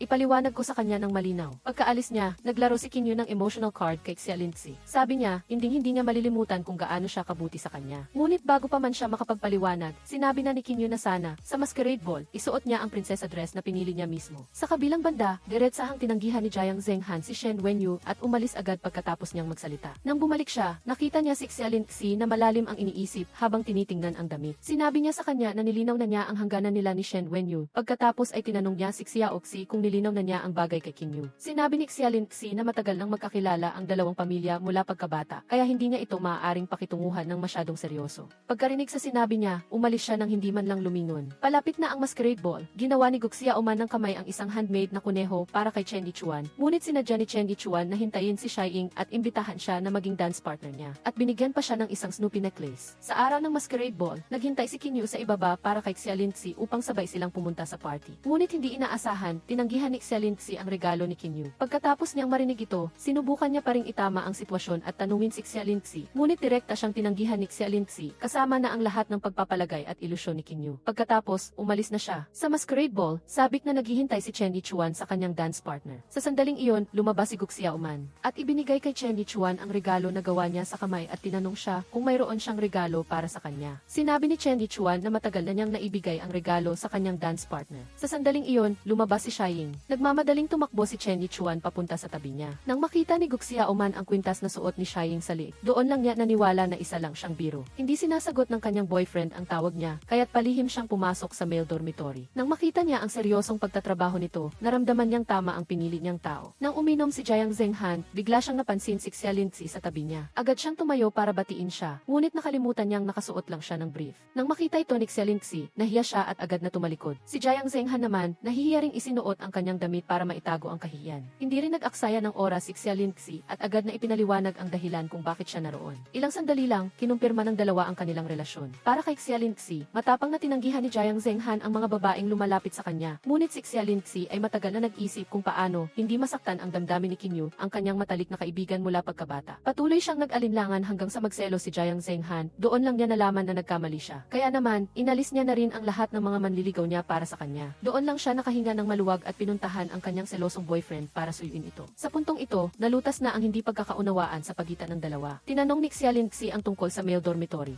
Kung mayroon bang anumang hindi niya maaaring ipakita sa iba. Sinabi ni Jiang Zhenghan na wala siyang itinatago. Nang magsisimula na sana silang mag-usap, biglang pumasok si Chen Yichuan na nakagulat sa kanilang dalawa. Nagmadali silang nagpaliwanag, ngunit nagmamadali ring nagtanong si Chen Yichuan tungkol kay Guxia Oman. Sinabi ni Xia Lingxi na hinahanap siya ni Guxia Oman. Sinabi ni Chen Yichuan na tumakbo siya kasama si Du Aning. Nag-alala siya na baka binuli siya, kaya pinapunta niya ang dalawa na samahan siya sa paghahanap kay Guxia Oman. Ngunit tumanggi si Xia Lingxi, kaya ibinunyag ni Chen Yichuan ang kanilang lihim. Sa katunayan, nang hindi niya mahanap si Xiaxi sa kanyang kwarto, naghintay siya sa ibaba. Nagtago si Jiang Zhenghan sa kwarto ni Xia Lingxi. Pagkatapos na mabuking ang relasyon nila, napilitan si Jiang Zhenghan na maging utusan ni Chen Yichuan at naghintay siya sa ibaba kasama si Chen Yichuan para kay Guxia Oman. Masakit ang nararamdaman ni Chen Yichuan, kaya't lakad takbo siya. Natatakot siyang baka tuluyan siyang iwan ni Guxia Oman. Hindi na nakatiis si Jiang Zhenghan at tinanong si Chen Yichuan kung bakit siya nag-aalala para kay Guxia Oman. Walang pag-aalinlangan na sinabi ni Chen Yichuan na dahil magkaklase sila. Naubusan ng salita si Jiang Zhenghan. Nang makita niya ang paghihirap ni Chen Yichuan, nagpasya siyang tulungan siya. Ilang oras bago ito, binigyan ni Guxia Oman si Chen Yichuan ng isang kuneho na gawa niya sa kamay at tinanong siya kung mayroon siyang regalo pabalik. Sinabi ni Chen Yichuan na naibigay na niya ang kanyang regalo sa iba. Nang makita ni Guxia Oman ang kwintas sa liig ni Shai Ying, doon niya nalaman na isa lang siyang biro. Ilang sandali lang, nagkasakit si Chen Yichuan. Dinalaw siya ni Guxia Oman kahit na may sugat siya sa paa para alagaan siya. Naglaro pa siya ng ilang 10 oras para lang makuha ang limited edition Snoopy Teddy Bear na pinakagusto ni Chen Yichuan. Iniwan niya ang regalo at umalis na. Nang magising si Chen Yichuan, nakita niya si Shai Ying na bumisita sa kanya at inakala niyang siya ang nagbigay ng teddy bear kaya't nagustuhan niya ito. Inakala ni Shai Ying na inosente, nanyaya siya ni Chen Yichuan na maglakad sa field dahil namulaklak na ang cactus na tulad niya. at nagplano pa siyang mag-confess sa kanya sa masquerade ball. Kaya naman masaya siyang sumayaw at kumakaway kasama ang kanyang matalik na kaibigan na si Xialinxi. Kaya naman nang makita niya ang kwintas na suot ni Xiaying, ganoon na lang ang kanyang pagkadismaya. Sa sandaling ito, nang makita ni Xiaying na hindi maganda ang sitwasyon, umalis na siya. Gusto ring umalis ni Chen Yichuan kasama si Xiaying. Hindi na nakatiis si Duaning na nakatayo sa tabi at agad na hinila siya. Hindi niya inaasahan na mahuhulog ang kuneho na ginawa ni Guxiaoman at mababasag. Kasama nitong nabasag ang damdamin ni Guxiaoman para kay Chen Yichuan. Hindi siya inalo ni Chen Yichuan, sinabi pa niya na basag na iyon at huwag na niya itong kunin. Sinabi ni Xiaying kay Guxiaoman na isang pagkakamali lang iyon. Ngunit sinabi ni Guxiaoman na hindi iyon isang pagkakamali at masakit na dinampot ang basag na kuneho. Sa sandaling ito, naunawaan na ni Guxiaoman na wala siyang halaga kay Chen Yichuan. Upang hindi mapahiya si Guxiaoman, lumuhod si Duaning sa isang tuhod at inanyayahan siyang maging dance partner niya. Sa sandaling iyon, umasa si Guxiaoman na tutugon si Chen Yichuan, ngunit hindi siya tumugon. Kaya, hinila siya ni Duaning palayo ng buong desisyon. Pagkatapos ng paliwanag ni Xiaying, naunawaan ni Chen Yichuan na nawalan siya ng pinakamahalagang tao sa kanyang buhay. Kaya naman, sinabihan niya si Jiang Zhenghan na maghintay kasama siya kay Guxiaoman dahil natatakot siyang baka makuha siya sa kanya. Si Jiang Zhenghan ay nahulaan na si Chen Yichuan ay isang tanga sa pag-ibig at talagang gusto niya na si Guxiaoman. Kinabukasan, inimbitahan ni Jiang Zhenghan si Xialinxi na mag-dinner. Sa sandaling ito, nakasalubong nila si Chen Yichuan na mukhang malungkot. Bigla, nakatanggap si Xialinxi ng isang hamon mula kay Shen Wenyu. Matapos paalisin ng maayos sina Chen Yichuan at Jiang Zhenghan, pumunta siya sa tagpuan ng mag-isa. Hindi niya inaasahan na pagkakita pa lang ni Shen Wenyu kay Xialinxi, nagsimula na siyang magalit. Hindi rin naman ito pinansin ni Xialinxi at sinabi na wala siyang karapatan na pintasan siya. Hindi rin nagpatalo si Shen Wenyu at inakala niyang walang alam si Xialinxi at hindi siya karapat-dapat na makasama si Jiang Zhenghan. Ayaw nang makinig ni Xialinxi kay Shen Wenyu, kaya tinanong niya kung ano ba talaga ang gusto niyang patunayan sa ginagawa niyang iyon. Galit na galit si Shen Wenyu sa sagot niya. Pagkatapos marinig ito, agad na tinanggap ni Xialinxi ang hamon. Pagkatapos, nagsimula na ang labanan ng dalawa. Sa simula, pantay lang ang lakas nilang dalawa, ngunit habang tumatagal, kitang-kita na bumagal ang bilis ni Xialinxi. Sa sandaling ito, nagyabang si Shen Wenyu at tinawanan siya. Hindi nagtagal, natapos na ang oras at natalo si Xialinxi sa laban nilang dalawa. Galit na sinisi ni Shen Wenyu si Xialinxi. Tahimik na nag-isip si Xialinxi habang pinapagalitan siya. Ilang sandali lang, sa ST Computer Competition Qualifiers. Sa huling laro, biglang nakaharap si Xialinxi ng isang mahirap na tanong na nagdulot ng gulat sa isang taong hindi sanay sa paggamit ng computer na tulad niya. Buti na lang at dumating si Jiang Zhenghan sa tamang oras para pakalmahin siya, kaya nanalo ang kanilang team. Sinabi ni Xialinxi kay Shen Wenyu na palagi siyang nagsisikap. Pagkatapos marinig ang sinabi niya, tumalikod siya at umalis. Tinawag ni Xialinxi si Shen Wenyu. Sinabi niya na napakaswerte ni Jiang Zhenghan dahil nakilala niya ang isang matalik na kaibigan mula pagkabata na nagmamalasakit sa kanya ng ganoon. Siya mismo ay magsisikap din at umaasa siyang makikita niya ang resulta sa araw ng kompetisyon. Mula noon, upang makasama niya si Jiang Zhenghan, tinanong niya si Chen Yichuan na maging guro niya sa programming. Nag-aral siya ng husto araw at gabi. Hindi nagtagal, nagsimula na ang pambansang ST competition. Bago magsimula ang laban, tumakbo ulit si Shen Wenyu kay Xialinxi at nagdeklara ng laban. Hindi naman natakot si Xialinxi at handa siyang lumaban. Habang nasa kompetisyon, ipinakita ng mga magagaling na estudyante mula sa iba't ibang paaralan ang kanilang mga kakayahan upang harapin ang kompetisyon. Biglang nakaharap si Duaning ng isang mahirap na tanong, ngunit may kailangan pang gawin si Jiang Zhenghan. Nang makita ito ni Xialinxi, kusa niyang kinuha ang tanong. Habang abala si Xialinxi sa pagsagot, pareho silang tumingin sa kanya na may pagtataka. Hindi nila inaasahan na ganoon kabilis ang kanyang pag-unlad. Pagkatapos ng isang oras, natapos na ang kompetisyon. Si Jiang Zhenghan ang kinatawan na nagpunta para i-verify ang mga puntos. Iniiwan si Xialinxi na naghihintay sa resulta. Sa sandaling ito, muling pumunta si Shen Wenyu sa kanya. Mayabang na sinabi ni Xialinxi na nagawa niya ito sa pamamagitan ng sarili niyang pagsisikap. Pagkatapos, dumating na ang resulta ng laro. Nanalo ang koponan ni Shen Wenyu ng pangatlong pwesto. Sumunod, ang pangalawang pwesto ay napunta sa koponan ng Tsinghua University ni Qin Yu. Sa wakas, nanalo ang koponan ni Jiang Zhenghan sa kompetisyon, gaya ng inaasahan. Lahat ay masayang nagdiriwang. Sa sandaling ito, umaasa ang mga manonood sa stand na maaaring isaalang-alang ni Jiang Zhenghan na maging boyfriend nila. Pagkatapos marinig ito, walang pag-aalinlangan na ibinigay ni Jiang Zhenghan kay Xialinxi ang medalya sa kanyang lead. Pagkatapos ng kompetisyon, nag-uusap sina Xialinxi at Jiang Zhenghan tungkol sa selebrasyon para sa kanilang tagumpay. Sa sandaling ito, nakita sila ng kasama sa kwarto ni Xialinxi na si Chu Qiuyan, kaya niyaya niya ang dalawa na kumain. Nang makita siya ng boyfriend ni Chu Qiuyan, agad niyang nakilala si Jiang Zhenghan na nanalo ng unang pwesto, kaya ginamit niya ang pagkakataong ito para makipagkaibigan sa kanya. Nag-alala si Xialinxi na baka nahihiya si Jiang Zhenghan, kaya tinanong niya kung gusto niyang pumunta. Agad na pumayag ang isang boyfriend na tulad ni Jiang Zhenghan nang hindi nag-iisip. Sa hapagkainan, masayang binabati ni Xu Zaili sina Jiang Zhenghan at Xialinxi. Bago pa man makagalaw si Jiang Zhenghan ng kanyang chopsticks, nagsimula na siyang purihin ito at sinabi na nasuri na niya ang lahat ng proyekto na ginawa niya. Nahiya si Jiang Zhenghan sa sagot. Tinitigan ni Xialinxi si Jiang Zhenghan na may paghanga sa kanyang mukha. Akala niya ay isang simpleng hapunan lang ito. Hindi niya inaasahan na gustong gamitin ni Xu Zhaili ang pagkakataong ito para maimpluwensyahan si Jiang Zhenghan. Kaya inanyayahan niya si Jiang Zhenghan na sumama sa kanila sa France sa summer vacation kasama si Xialinxi. Ang mga babae ay mamimili at ang mga lalaki ay mag-uusap tungkol sa trabaho at sa hinaharap. Hindi sumang-ayon si Jiang Zhenghan sa mga pananaw ni Xu Zhaili, kaya agad siyang sumagot. Pagkatapos niyang marinig ito, upang mag-away, sinabi niyang magkaiba ang level nilang dalawa. Nang makita ni Chu Qiuyan na hindi maganda ang sitwasyon, mabilis siyang nagsalita para pakalmahin ang lahat.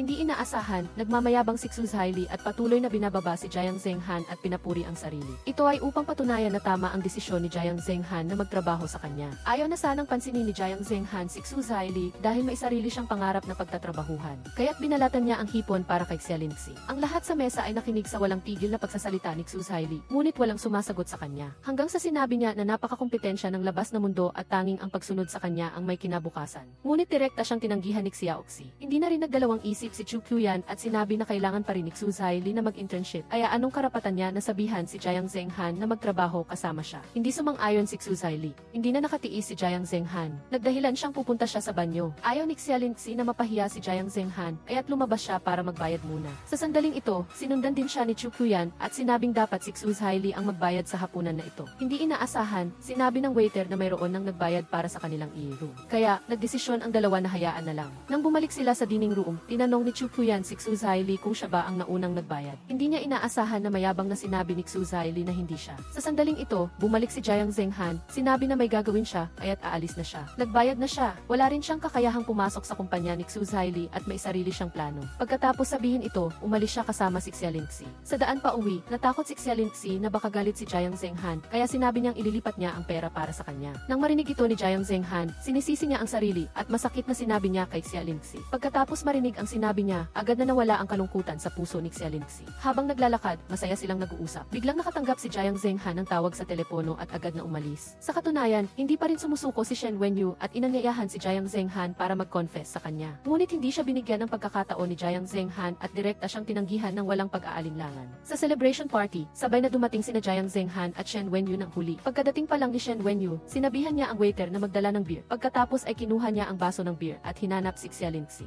At ininom ito ng isang lago. Pagkatapos uminom, bumalik siya sa kanyang upuan at sinabi sa lahat na aalis na siya sa bansa sa susunod na buwan, kaya ang party na ito ay ang kanyang paalam. Pagkatapos, ininom niya ito ng isang lago. Hindi na makatingin si Jiang Zhenghan at sinabihan siyang huwag nang uminom. Ngunit ayaw makinig ni Shen Wenyu at ininom pa sana ang isa pang baso. Mabuti na lang at pinigilan siya ni Zhang Huiyu. Alam ni Shen Wenyu na wala na siyang magagawa doon, kaya tumalikod siya at umalis. Nag-alala si Zhang Huiyu kaya sinundan niya siya. Nang ihatid siya ni Zhang Huiyu sa pamamagitan ng bisikleta, hindi na napigilan ni Shen Wenyu ang kanyang sarili at malungkot na umiyak. Sa sandaling ito, tapos nang kumain ang lahat at lumabas. Si Gok Xiaoman ay nasa gitna ng dalawang lalaki, nahihiya at hindi alam kung ano ang gagawin. Upang mabawasan ang kahihiyan, sinabi ni Duaning na gusto niyang mamasyal kasama si Gok Xiaoman at pagkatapos ay hinawakan ang kanyang kamay at umalis. Hindi masaya si Chen Nichuan at mabilis na pinaghiwalay silang dalawa. Dahil sa kanyang panlalaking intuition, alam ni Duaning na talagang gusto ni Chen Nichuan si Gok Xiaoman, kaya't hinila niya ito sa isang tabi. Matagal na nag-isip si Chen Nichuan at wala pa ring sagot, ngunit inaasahan ni Gok Xiaoman ang kanyang sagot. Nang tanungin siya ni Duaning, nahihiya si Chen Nichuan na nagsalita. Pagkatapos marinig ang sinabi niya, nasira ang puso ni Gok Xiaoman. Agad siyang pumayag na maging girlfriend ni Duaning sa harap ni Chen Nichuan. Pagkatapos, umalis na silang dalawa. Iniwan si Chen Nichuan na mag-isa, na hindi pa rin makapaniwala. Mula kay Kim Yu, nalaman ng nanay ni Xialinxi na lihim na nakikipag-date ang kanyang anak at si Jiang Zhenghan pa ang nagpanggap na master noong high school. Kaya bigla siyang nagpunta sa inuupahang bahay ni Xialinxi. Ngunit wala siyang susi para makapasok, kaya tinawagan niya si Chen Nichuan at sinabihan siyang dalhin ang ekstrang susi ng bahay niya. Agad na pumayag si Chen Nichuan, ngunit nang lumingon siya at nakita ang walang laman na kama ni Jiang Zhenghan, ang dating tuliro na si Chen Nichuan ay biglang nagising. Agad niyang binaba ang tawag ng kanyang tiyahin at tinawagan si Jiang Zhenghan para magbalita. Ngunit walang sumasagot, walang magawa si Chen Nichuan.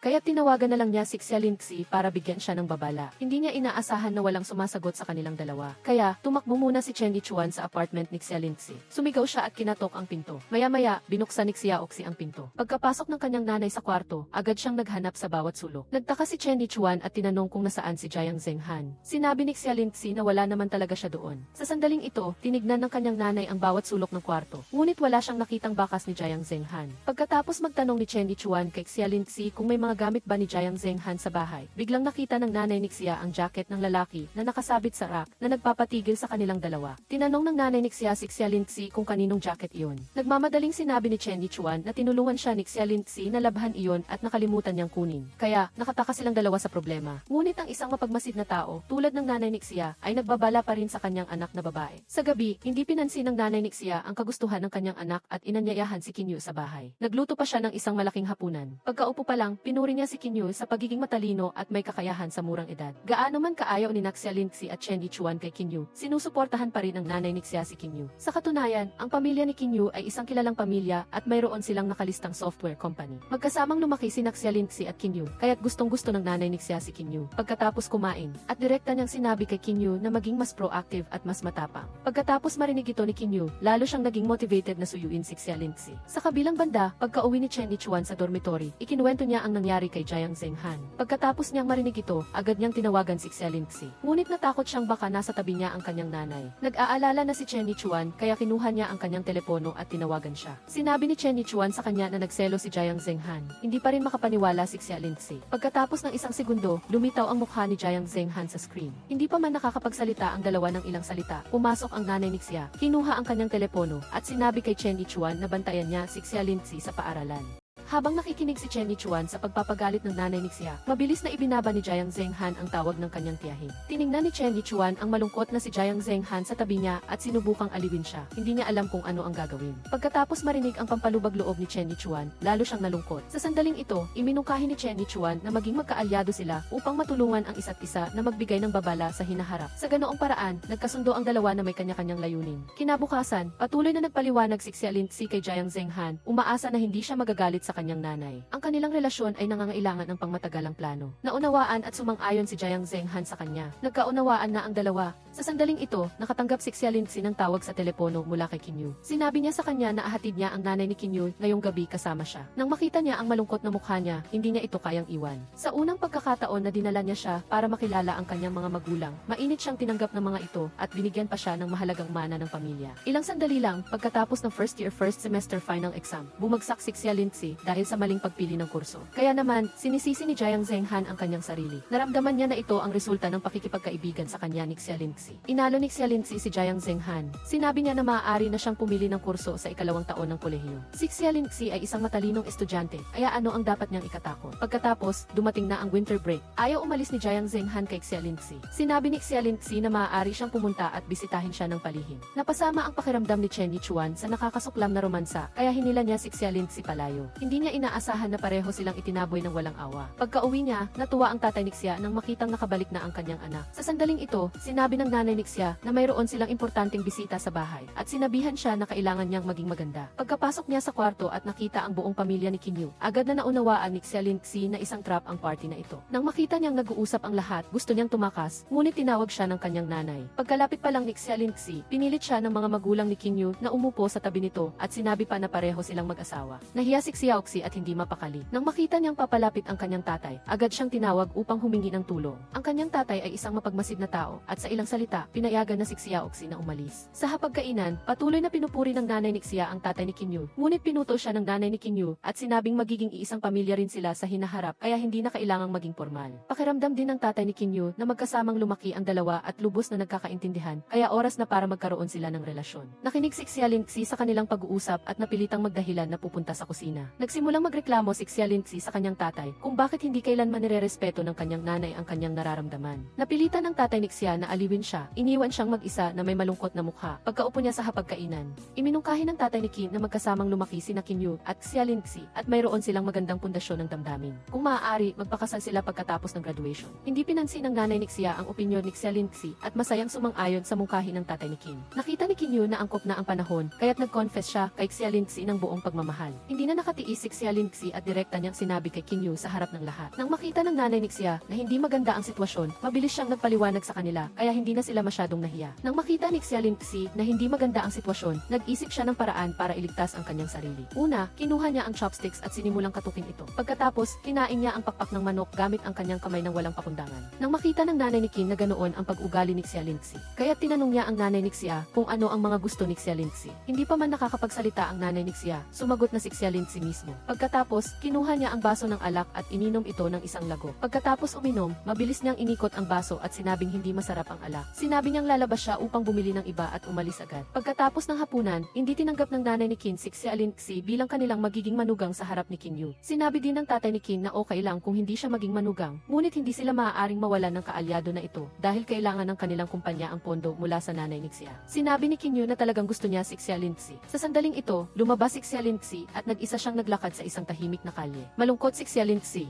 Nakatanggap siya ng tawag sa telepono mula kay Jiang Zhenghan. Sinabi niyang gusto niyang makita siya, kaya nagkita agad silang dalawa pagkatapos. Ikinuwento ni Xia Lingxi ang lahat ng nangyari sa kanya. Alam ni Jiang Zhenghan na tiyak na marami siyang pinagdaanan, kaya nagpasya siyang dalhin siya upang kumain ng masarap. Nang dumating sila, nalaman ni Xia Lingxi na niloko siya ni Jiang Zhenghan para makauwi sila. Masayang-masaya ang mga magulang ni Jiang Zhenghan nang makita si Xia Lingxi. Ang nanay ni Jiang ay masayang nakipag-usap sa kanya. Nang makita niya na mainit siyang tinatanggap ng buong pamilya, labis na naantig si Xia Lingxi. Natakot siya na baka may mali siyang magawa sa unang beses na pumunta siya sa bahay ni Jiang Zhenghan. Sinabi ni Jiang Zhenghan na maging natural lang siya. Sa ganoong paraan, masaya at nagkakasundo ang lahat, at kumain ng hapunan ng bagong taon. Pagkatapos ng hapunan, bilang pagpapakita ng pagmamahal kay Xia Lingxi, personal na ibinigay ng nanay ni Jiang ang mahalagang mana ng kanilang pamilya. Ngunit naramdaman ni Xia Lingxi na hindi tama na tumanggap ng ganoong mamahaling regalo sa unang pagkakataon na bumisita siya, kaya tinanggihan niya ito. Mahigpit na hinawakan ng nanay ni Jiang ang kanyang kamay. Nag-aral pa ang nanay ni Jiang kung paano gumawa ng bubble tea para kay Xia Lingxi na labis na ikinatuwa niya. Hindi nagtagal, dumating na ang oras ng pamamaalam. Sinamahan ni Jiang Zhenghan si Xia Lingxi pauwi. Hindi nila kayang maghiwalay at nagyakapan sa dulo ng tahimik na kalye. Dahil wala ang kanyang mga magulang, palihim niyang dinala ang kanyang boyfriend sa bahay. Habang naglalambingan silang dalawa, biglang umuwi ang tatay ni Xia. Natakot siya at agad na itinago ang kanyang boyfriend. Pagkapasok ng tatay ni Xia sa bahay, naghanda na siyang kumain.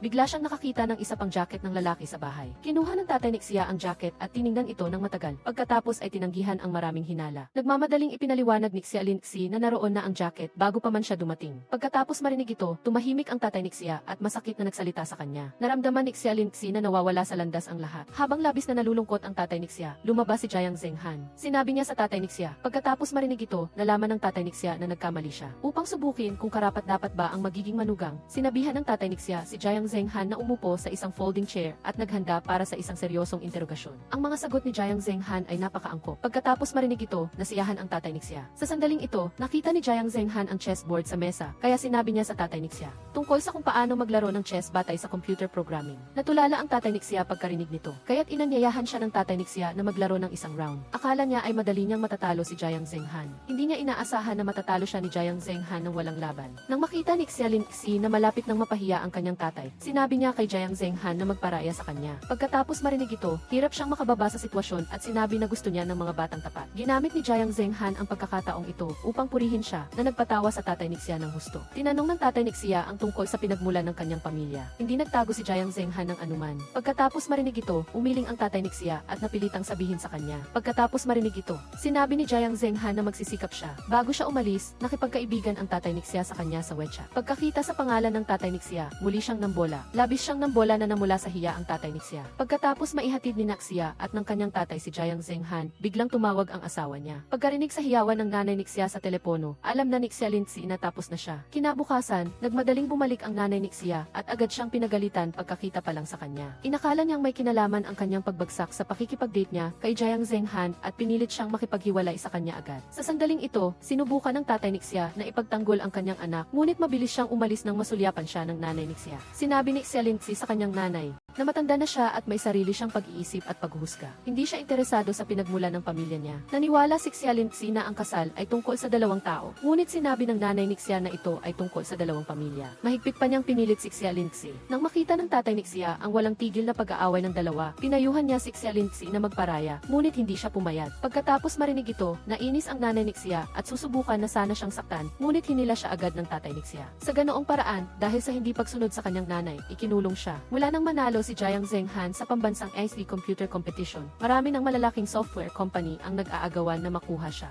Pinili ni Jiang Zhenghan ang nangungunang software company, ang Xway. Ngunit sa unang araw ng kanyang trabaho, minamaliit siya ng general manager na si Tao ng kumpanya. Hindi siya binigyan ng anumang trabaho, pinatayo lang siya sa tabi para matuto. Humingi si Jiang Zhenghan ng mga materyales sa proyekto para maghanda. Ngunit nang marinig ito, wala siyang nagawa kundi umalis. Sa pulong ng pagsusuri ng proyekto, ang mga empleyado na pinamumunuan ni General Manager Tao ay seryosong pinuri ang security software na nilikha ni Boss Xi. Nang marinig ni Boss Xi ang pagsusuri ng lahat, hindi siya nakakita ng anumang kapakipakinabang na mungkahi. Sa sandaling ito, sinabi ni General Manager Tao na ang software na nilikha ni Boss Xi ay perpekto at maaaring ibigay sa departamento ng produksyon para sa pagpapaunlad. Pagkasabi nito, sinabi niya sa lahat na maghiwa-hiwalay. Pero pinigilan siya ni Boss Xi. Lumalabas na nakita niyang wala pang sinasabi si Jiang Zhenghan at gusto niyang mag-analisa rin siya ng proyekto para marinig ng lahat. Sabi ni Jiang Zhenghan na wala siyang materyales sa proyekto, kaya hindi siya makakapagbigay ng partikular na opinyon. Pero sinabi ni Boss Xi na tingnan niya kaagad. Tumingin si Jiang Zhenghan saglit at sinabi sa lahat na ang proyekto ay hindi pa tapos. Agad siyang pinagtawanan ni General Manager Tao. Nang marinig ito ni Boss Xi, hindi siya sumang-ayon at sinabi kay Jiang Zhenghan na ipagpatuloy ang pag-analisa ng proyekto. Pagkatapos nito, seryosong sinuri ni Jiang Zhenghan ang software. Naniniwala siya na hindi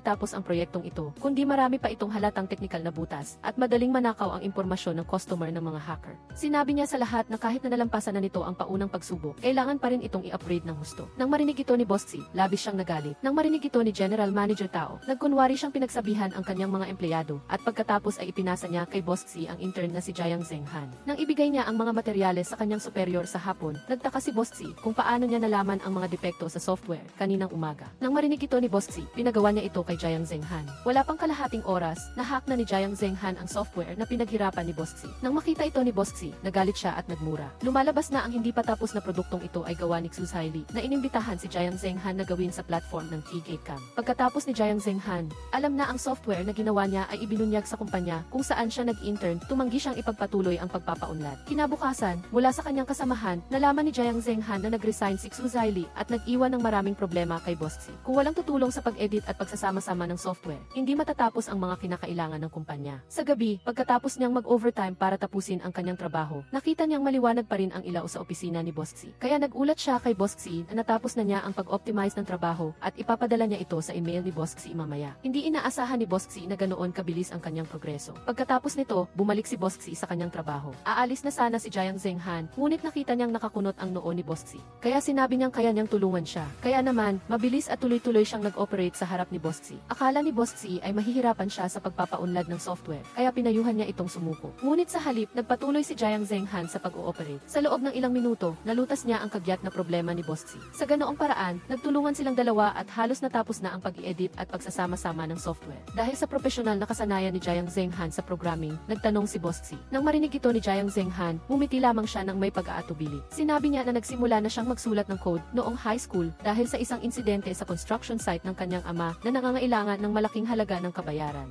para sa pamilya ng biktima, kaya hanggang sa kolehiyo niya lang nabayaran ang utang ng kanyang pamilya. Nang marinig ito ni Boss Xi, naisip niyang maganda ang ginawa ni Jiang Zhenghan. Sa kanilang pag-uusap, lalong lumakas ang kanilang pagkakaibigan. Sa puntong ito, tinanong ni Boss Xi si Jiang Zhenghan kung gusto niyang kumain sa gabi. Sabi ni Jiang Zhenghan na pupunta siya kung ang kumpanya ang magbabayad. Sabi ni Boss Xi na nabayaran na niya ang lahat ng utang niya, bakit pa siya nagtitipid? Masaya siyang sumagot. Nang marinig ito ni Boss Xi, mapait siyang sumagot, maghihiwalay din kayo pagka-graduate, kaya walang dapat ipagmalaki. Sumagot naman si Jiang Zhenghan at nang marinig ito ni Boss Xi, nalungkot siya. Sa cafeteria, nagtanong si Boss Xi, anong naramdaman mo sa unang araw mo sa trabaho? Sabi ni Jiang Zhenghan na bukod sa kawili-wiling trabaho, wala siyang interes sa kompetisyon sa opisina. Diretsahang sinabi ni Boss Xi kay Jiang Zhenghan na nandyan siya sa kumpanya para matuto, kaya hindi mahalaga ang ibang bagay sa kanya. Sa pagtingin kay Jiang Zhenghan, parang nakikita niya ang kanyang sarili noong bata pa siya. Naramdaman niyang kaya niyang gawin ang lahat ng bagay at ang buong mundo ay nasa ilalim ng kanyang mga paa at madali siyang mainggit. Kaya binigyan niya ito ng payo. Nang marinig ito ni Jiang Zhenghan, sinabi niya kay Boss Xi na hindi niya ito bibigyan. Ngunit sa halip, binigyan siya ni Boss Xi ng isang huling payo na natupad kamakailan. Matagal na rin nang nag-overtime si Jiang Zhenghan sa internship company. Tumawag ang kanyang kasintahan na si Xialin Xi, nagtanong kung bakit gabi na ay hindi pa rin siya umuwi. Walang magawa si Jiang Zhenghan, sinabing 20 kilometro ang layo ng kumpanya sa paaralan at hating gabi na siya makakauwi. Hindi niya talaga kaya ang pagod. Dahil sa takot na maantala ang kanyang trabaho, balak niyang ibaba ang tawag. Ngunit sinabi ni Jiang Zhenghan sa kanya na kailangan niyang mag-charge ng telepono. Pagkatapos ng tawag, muli siyang nag-focus sa kanyang trabaho. Pagkaraan ng ilang panahon, nagsimula na ang klase sa paaralan. Masayang-masaya ang mga magkakaibigan nang magkita-kita sila muli. Inimbitahan ni Chu Kyuyan si Xiaolingzi sa isang party sa gabi, ngunit sinabi ni Xiaolingzi na abala siya at umalis na. Sinabi rin niya sa kanyang mga kaibigan na panatilihing sikreto na nasa paaralan na siya. Lumalabas na mula nang sabihin ni Jiang Zhenghan na masyadong malayo ang paaralan sa kumpanya. Itinatak na ito sa isip ni Xiaolingzi. Kinansela niya ang kontrata sa apartment na inuupahan niya. Nagrenta ako ng apartment malapit sa kumpanya ni Jiang Zhenghan. Sinabihan din niya ang mga kaibigan ni Jiang Zhenghan na ilipat ang mga gamit niya doon para lang bigyan siya ng sorpresa. Sa gabi, nagtitipon ang lahat at masaya. Tanging si Xiaolingzi lang, ang kasintahan ni Jiang Zhenghan, ang wala. Kaya tinanong ni Chu Kyuyan kung kailan dadating si Xiaolingzi sa paaralan. Ipinagmalaki ni Jiang Zhenghan na siya lang ang nakakaalam ng balitang ito. Nang makita ang masayang ekspresyon niya, biglang nainggit ang mga kaibigan niya. Sa sandaling ito, sumingit si Chen Yichuan at sinabing hindi pa sapat ang pag-aalaga ni Jiang Zhenghan kay Xiaolingzi. Dahil nagpapa-impluwensya pa siya sa personal na pahina ng tatay ni Xia. Pagkasabi pa lang niya, agad itong nakakuha ng atensyon ng mga kaibigan. Lumalabas na pagkatapos maging kaibigan ni Jiang Zhenghan ang tatay ni Xia sa WeChat para makapasok sa panloob na bilog ng kalaban, nagtayo siya ng magandang relasyon sa kanya. Sa bawat post niya, seryosong sumasagot si Jiang Zhenghan. Hindi niya inaasahan na matutuklasan ito ni Chen Yichuan na parang megaphone ang bibig. Na-curious ang mga kaibigan, kaya kinuha nila ang telepono ni Chen Yichuan. Nang makita ng lahat ang mga sagot ni Jiang Zhenghan sa tatay ni Xia, nabasag ang kanilang mga kaisipan. Dahil sa pang-aasar ng lahat, nahiya si Jiang Zhenghan na hindi niya alam kung saan siya lulubog. Seryosong binalaan siya ni Chen Yichuan. Kung patuloy niyang ipapakita ang sarili niya sa homepage ng tiyuhin, ay block din niya ang tiyuhin. Sa sandaling ito, lihim na lumapit si Xiaolingzi sa likod ni Jiang Zhenghan. Nagtulungan ang lahat at sinabi ni Guyiman kay Jiang Zhenghan na sabihin ang mga kalamangan at kawalan ni Xiaolingzi. Nag-isip ng mabuti si Jiang Zhenghan at sinabing napakaraming depekto ni Xiaolingzi na parang mga bituin sa kalangitan. Nang marinig ito ni Xiaolingzi, galit na galit siya at gusto niyang patayin si Jiang Zhenghan doon mismo. Pero hindi niya inaasahan na magpapatuloy si Jiang Zhenghan sa pagsasabi na isa lang ang kalamangan ni Xiaolingzi. Pagkatapos niyang sabihin iyon, walang pag-aalinlangan siyang nagbabala sa lahat na huwag hayaang marinig ni Xiaolingzi ang mga salitang ito. Hindi niya alam na si Xiaolingzi ay dahan-dahang lumapit sa likod niya. Nang mahawakan ni Jiang Zhenghan ang kanyang kamay, alam niyang ito ang kanyang kasintahang si Xiaolingzi. Sa harap ng lahat, hinalikan niya ang kamay nito na nagpaselo sa lahat. Pagkatapos kumain, sinabi ni Xiaolingzi kay Jiang Zhenghan na mayroon siyang sorpresa para sa kanya. Kaya dinala ni Xiaolingzi si Jiang Zhenghan sa apartment. Sa simula, gusto niyang hulaan ni Jiang Zhenghan kung ano ang lugar na ito. Ngunit, sinabi ni Jiang Zhenghan na ito ay isang love hotel na labis na ikinahiya ni Xiaolingzi. Tinanggal niya ang blindfold ni Jiang Zhenghan. Nang makita ni Jiang Zhenghan ang pamilyar na tanawin, biglang namula ang kanyang mga mata. Sa sandaling ito, nagkukwento pa si Xiaolingzi kung paano niya inihanda ang sorpresa para kay Jiang Zhenghan. Niyakap ni Jiang Zhenghan si Xiaolingzi nang may pagmamahal. Ang biglaang pag-amin ng pag-ibig ay nagpatulala kay Xiaolingzi. Tinanong ni Jiang Zhenghan kung paano niya naisip ang sorpresang ito. Nagkwento si Xiaolingzi. Nang marinig ito ni Jiang Zhenghan, sinabi niya kay Xiaolingzi na marami na siyang utang sa kanya at hindi na niya ito mababayaran. Pagkatapos, dahan-dahan siyang lumapit kay Xiaolingzi at binigyan siya ng isang mainit na halik. Pagkatapos maligo, inilabas ni Jiang Zhenghan ang kanyang payroll card at formal na ibinigay ito kay Xiaolingzi na mahal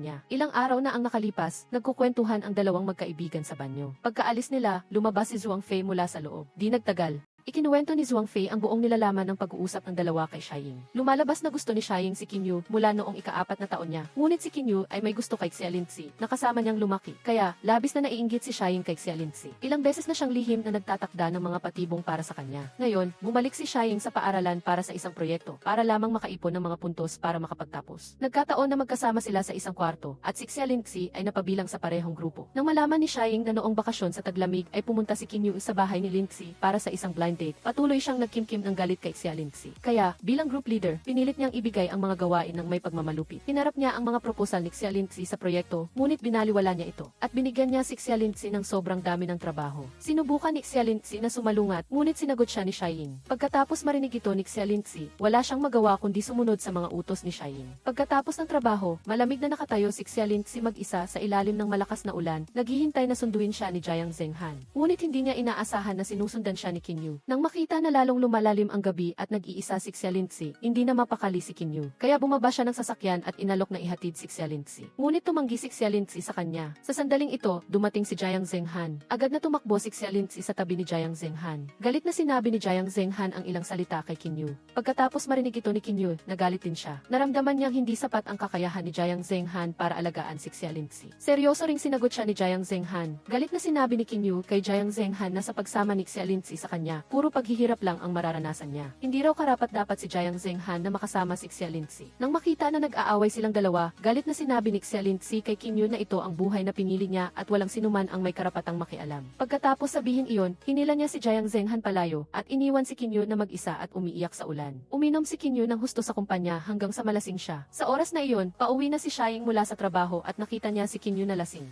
Gustong lumapit at alagaan siya. Sa kabilang banda, pag-uwi ni Jiang Zenghan, labis siyang sinisi sa sarili. Naramdaman niyang hindi niya inalagaan ng maayos si Xia Lingzi. Nang marinig ito ni Xia Lingzi, nasaktan siya at inaliw si Jiang Zenghan. Pagkatapos marinig ito ni Jiang Zenghan, niyakap niya si Xia Lingzi. Kinabukasan, sinabi ni Xia Lingzi kay Xiaoying na ang datos sa ulat na ito ay hindi tumutugma sa aktwal na datos. Madaling matutuklasan ng guro ang problema. Ngunit hindi nakinig si Xiaoying sa payo at iniwan si Xia Lingzi na nag-iisa at walang magawa. Mabilis na dumating ang deadline ng proyekto. Nang makita ng guro ang ulat, labis siyang nagalit. Kung ipapalabas ang proyektong ito, hindi lang ito magiging mali sa mga kumpanya na nakipag-ugnayan sa paaralan. Malilintikan pa ang reputasyon ng paaralan. Hindi inaasahan na si Xiaoying ay hindi man lang nag-isip at ibinuhos ang lahat ng responsibilidad kay Xia Lingzi. Sa sandaling ito, tinawag si Xia Lingzi sa opisina ng guro. Pagdating niya, agad siyang sinaway ng guro. Ipinaliwanag ni Xia Lingzi sa guro na alam na niya noon pa man na may problema sa datos at sinabi na niya ito sa kanyang senior. Ngunit pagkatapos marinig ito ng guro, naramdaman niyang umiiwas si Xia Lingzi sa responsibilidad. Walang sinabi si Xia Lingzi at inilabas ang isa pang ulat na ginawa niya noon. Pagkatapos makita ito ng guro, pinuri niya ang ulat na ginawa ni Xia Lingzi na napaka-perpekto. Walang magiging problema sa pakikipagtulungan sa mga kumpanya. Pagkasabi nito, sinabi niya kay Xia Lingzi na umalis na. Siya ay isang computer genius, ngunit sinabi ng kanyang superior na siya ay isang masamang programmer. Isang taon na ang nakalipas, sa National Ace Computer Competition, nagtapos si Jiang Zenghan sa unang pwesto na may natatanging pagganap. Pinahahalagahan ni Xu Zhaili ang talento ni Jiang Zenghan at gustong i-recruit siya. Ngunit iba ang layunin ni Jiang Zenghan, kaya magalang siyang tumanggi. Pagkatapos ng ilang buwan, nag-intern si Jiang Zenghan sa isang nangungunang software company tulad ng nais niya. Sa isang project analysis meeting, muli siyang nagpakitang gilas. Mula noon, lubos na nagtiwala sa kanya ang kanyang mga superior sa kumpanya. Nag-intern din si Xu Zhaili sa Esbon. Nang makita ang talento ni Jiang Zenghan,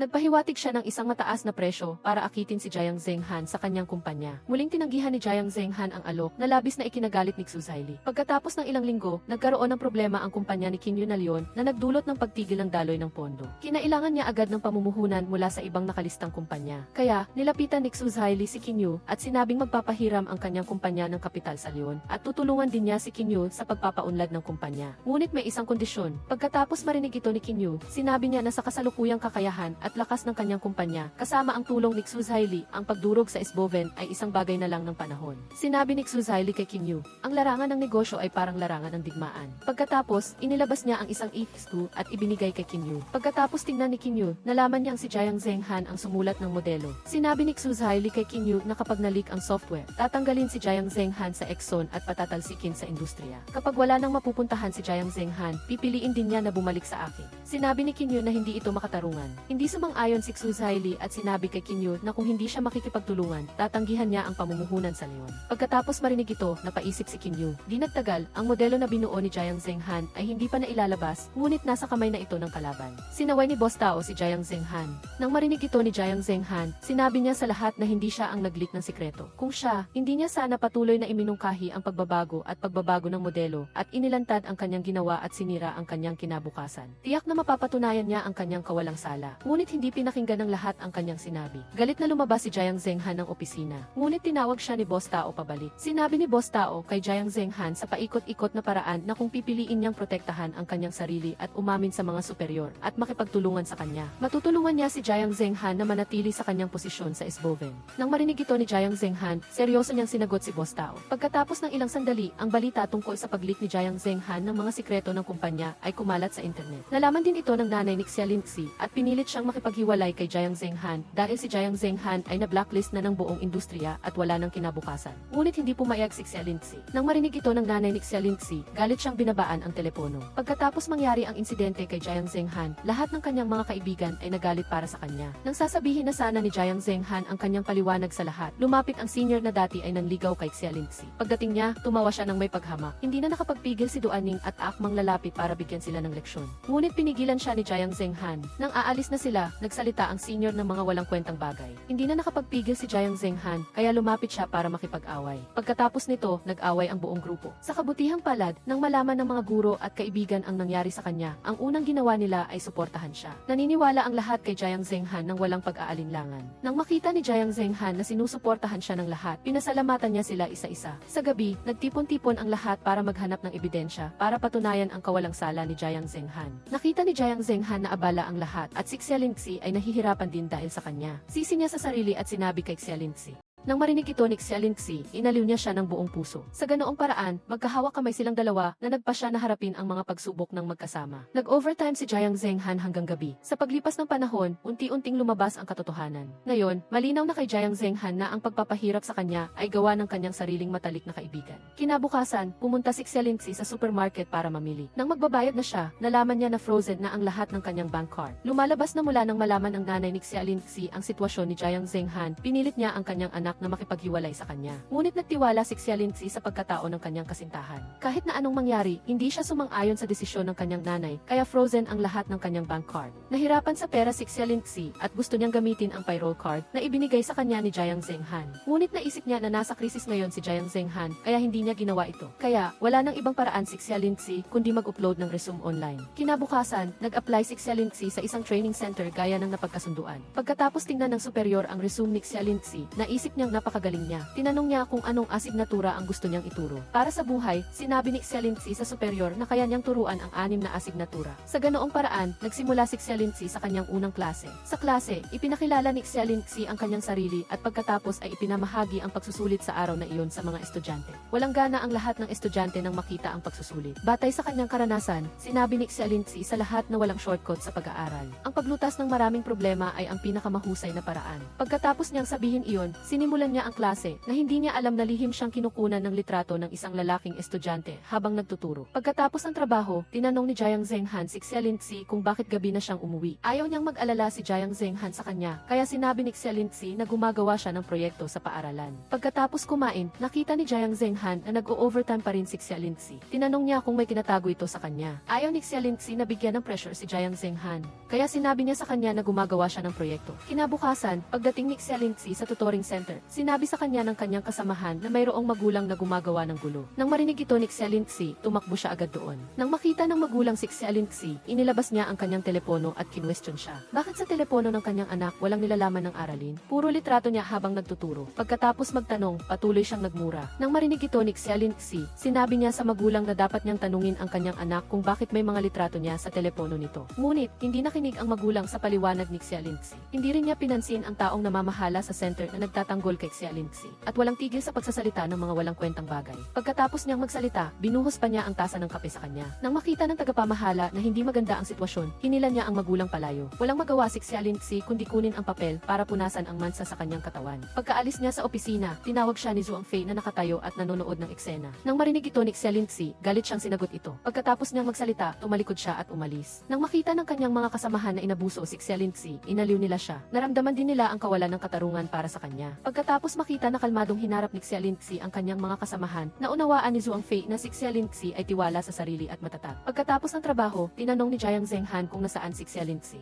Sinabi ni Xia Lingxi na nasa paaralan siya para sa isang proyekto. Ngunit hindi niya alam na ni Jiang Zenghan na nagtuturo siya bilang isang tutor. Ilang sandali bago ito, sinundan ni Qin Yu si Xia Lingxi at nalaman niya na nagtuturo si Xia Lingxi dahil kay Jiang Zenghan. Nang malaman niya ang balita, ang una niyang ginawa ay hanapin si Jiang Zenghan. Sa paghaharap nila, agad niyang kinwestiyon si Jiang Zenghan. Nang marinig ito ni Jiang Zenghan, diretsahan siyang sumagot na nagpabigla kay Qin Yu. Sa sumunod na sandali, sinabi ni Qin Yu na walang silbi si Jiang Zenghan. Sa pagsama ni Xia Lingxi sa kanya, puro paghihirap lang ang mararanasan niya. Hindi raw karapat-dapat si Jiang Zenghan sa pag-ibig ni Xia Lingxi at lalong hindi siya karapat-dapat na tumayo sa tabi ni Xia Lingxi. Pagkatapos niyang magsalita, galit siyang umalis. Pagkatapos niyang makita ang resume ni Xia Lingxi, naintindihan na ni Jiang Zenghan kung gaano kahirap ang dinanas ni Xia Lingxi para sa kanya. Sa gabi, pag-uwi ni Xia Lingxi, lumapit si Jiang Zenghan sa kanya. Nang makita Bigla ang mansa sa kanya, labis na nasaktan si Jiang Zenghan. Akala ni Xiaolingxi, galit si Jiang Zenghan dahil gabi na siyang umuwi kaya dali-dali siyang nagpaliwanag sa kanya. Mula sa simula hanggang sa huli, hindi niya sinabi ang katotohanan kay Jiang Zenghan. Pagkatapos marinig ito ni Jiang Zenghan, namula ang kanyang mga mata. Niyakap niya ng mahigpit ang babaeng mahal niya. Bago matulog, minasahe ni Jiang Zenghan si Xiaolingxi at sinabi sa kanya na isulat ang lahat ng gusto niya at tutulungan niya itong matupad sa hinaharap. Kinabukasan, si Jiang Zenghan at Boss Xi nagtatalakayan tungkol sa pag-leak ng mga sikreto. Sinabi ni Boss Xi na nagsimula ng humingi ng tulong ang ex-uban sa batas. Tinanong niya si Zenghan kung nakakolekta na siya ng ebidensya. Sinabi ni Jiang Zenghan na nakakolekta na siya, ngunit nakakalungkot na ang kanyang matalik na kaibigan ang may gawa nito. Pagkatapos niyang tingnan ito, sinabi ni Boss Xi na nakakita rin siya ng ebidensya, ngunit kailangan niyang mag-travel kasama si Jiang Zenghan para sa negosyo. Pagkatapos ng klase, nakatanggap si Xiaolingxi ng balita na aalis na si Jiang Zenghan kaya hindi siya mapakali. Agad siyang umuwi. Pag-uwi niya, nakita niyang nandoon pa rin si Jiang Zenghan. Medyo gumaan ang loob ni Xiaolingxi. Talagang natatakot siya na iwan siya ni Jiang Zenghan. Nang makita ni Jiang Zenghan ang malungkot na itsura ni Xiaolingxi, sinabi niya sa kanya na nagta-travel lang siya para sa negosyo para patunayan ang kanyang kawalang sala at sinabi niyang huwag siyang mag-alala. Pagkatapos marinig ito ni Xiaolingxi, tumango siya ng masunurin. Kinabukasan, pagkatapos ng klase, nagmadali si Xiaolingxi na umalis. Ngunit tinawag siya ng kanyang matalik na kaibigan na si Guiman. Sinabi niya na sinimulan na ng ESPN ang investigasyon kay Jiang Zenghan at ang lahat sa internet ay sinisiraan siya. Nang marinig ito ni Xiaolingxi, labis siyang nag-alala. Sinabi niya kay Guiman na hindi sila pwedeng umupo lang at maghintay. Sa sandaling ito, seryosong tinanong ni Guiman si Xiaolingxi na kung hindi mapapatunayan ni Jiang Zenghan ang kanyang kawalang sala at ang kanyang reputasyon sa industriya ay masisira habang buhay, ano ang gagawin ni Xiaolingxi?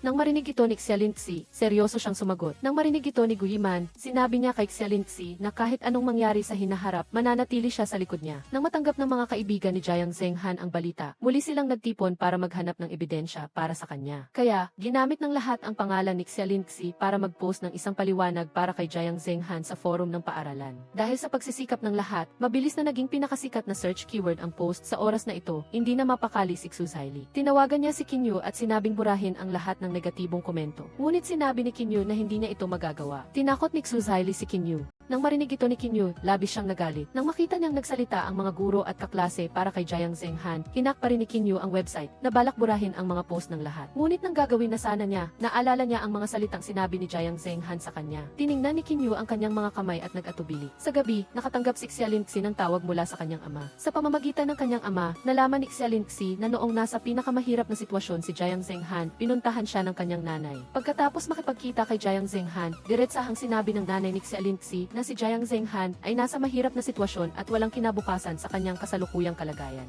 Wala siyang karapatang tumayo sa harap ng kanyang anak. Pinilit niya silang maghiwalay. Nang marinig ito ni Jiang Zenghan, ipinaliwanag niya na kung bibigyan lang siya ng oras, bibigyan niya si Xiaolingxi ng pinakamagandang buhay. Ngunit hindi tinanggap ng nanay ni Xiaolingxi ang kanyang paliwanag. Naniniwala siya na ang lahat ng magagandang relasyon ay binuo sa material na pundasyon. Ayaw niyang sundan ng kanyang anak si Jiang Zenghan at maghirap. Sumumpa din si Jiang Zenghan na hindi niya hahayaan si Xiaolingxi na maghirap. Ngunit sinabi ng nanay ni Xiaolingxi, kung talagang iniisip mo ang kapakanan niya, dapat ikaw ang makipaghiwalay sa kanya. Pagkatapos marinig ito ni Jiang Zenghan, natahimik siya. Akala ng nanay ni Xiaolingxi. Iniisip ng nanay ni Xiaolingxi na naipit na si Jiang Zenghan sa isang sulok. Ngunit hindi niya inaasahan na sasabihin ni Jiang Zenghan, ang hitsura ni Lingxi ay galing sa inyong dalawa, ang kanyang pagkatao ay tinuro ninyong dalawa, at ang kanyang mga hilig ay pinalaki ninyong dalawa. Kung gaano ko siya kamahal, ganoon ko kayo nirerespeto. Nang marinig ito ng nanay ni Xiaolingxi, naramdaman niyang hindi na kailangan pang mag-usap ng dalawa. Binago niya ang kanyang matigas na paninindigan at sinabi kay Jiang Zenghan, kung mayroon ka pang kaunting pagpapahalaga sa sarili, makipaghiwalay ka sa kanya ngayon. Nang marinig ito ni Jiang Zenghan, sinabi niyang hindi niya iiwan si Xiaolingxi. Nang marinig ni Xiaolingxi ang sinabi ng kanyang ama, malungkot siyang umiyak. Lubos siyang nasaktan para kay Jiang Zenghan na nagdadala ng presyon at ngayon ay pinipilit pa ng kanyang nanay.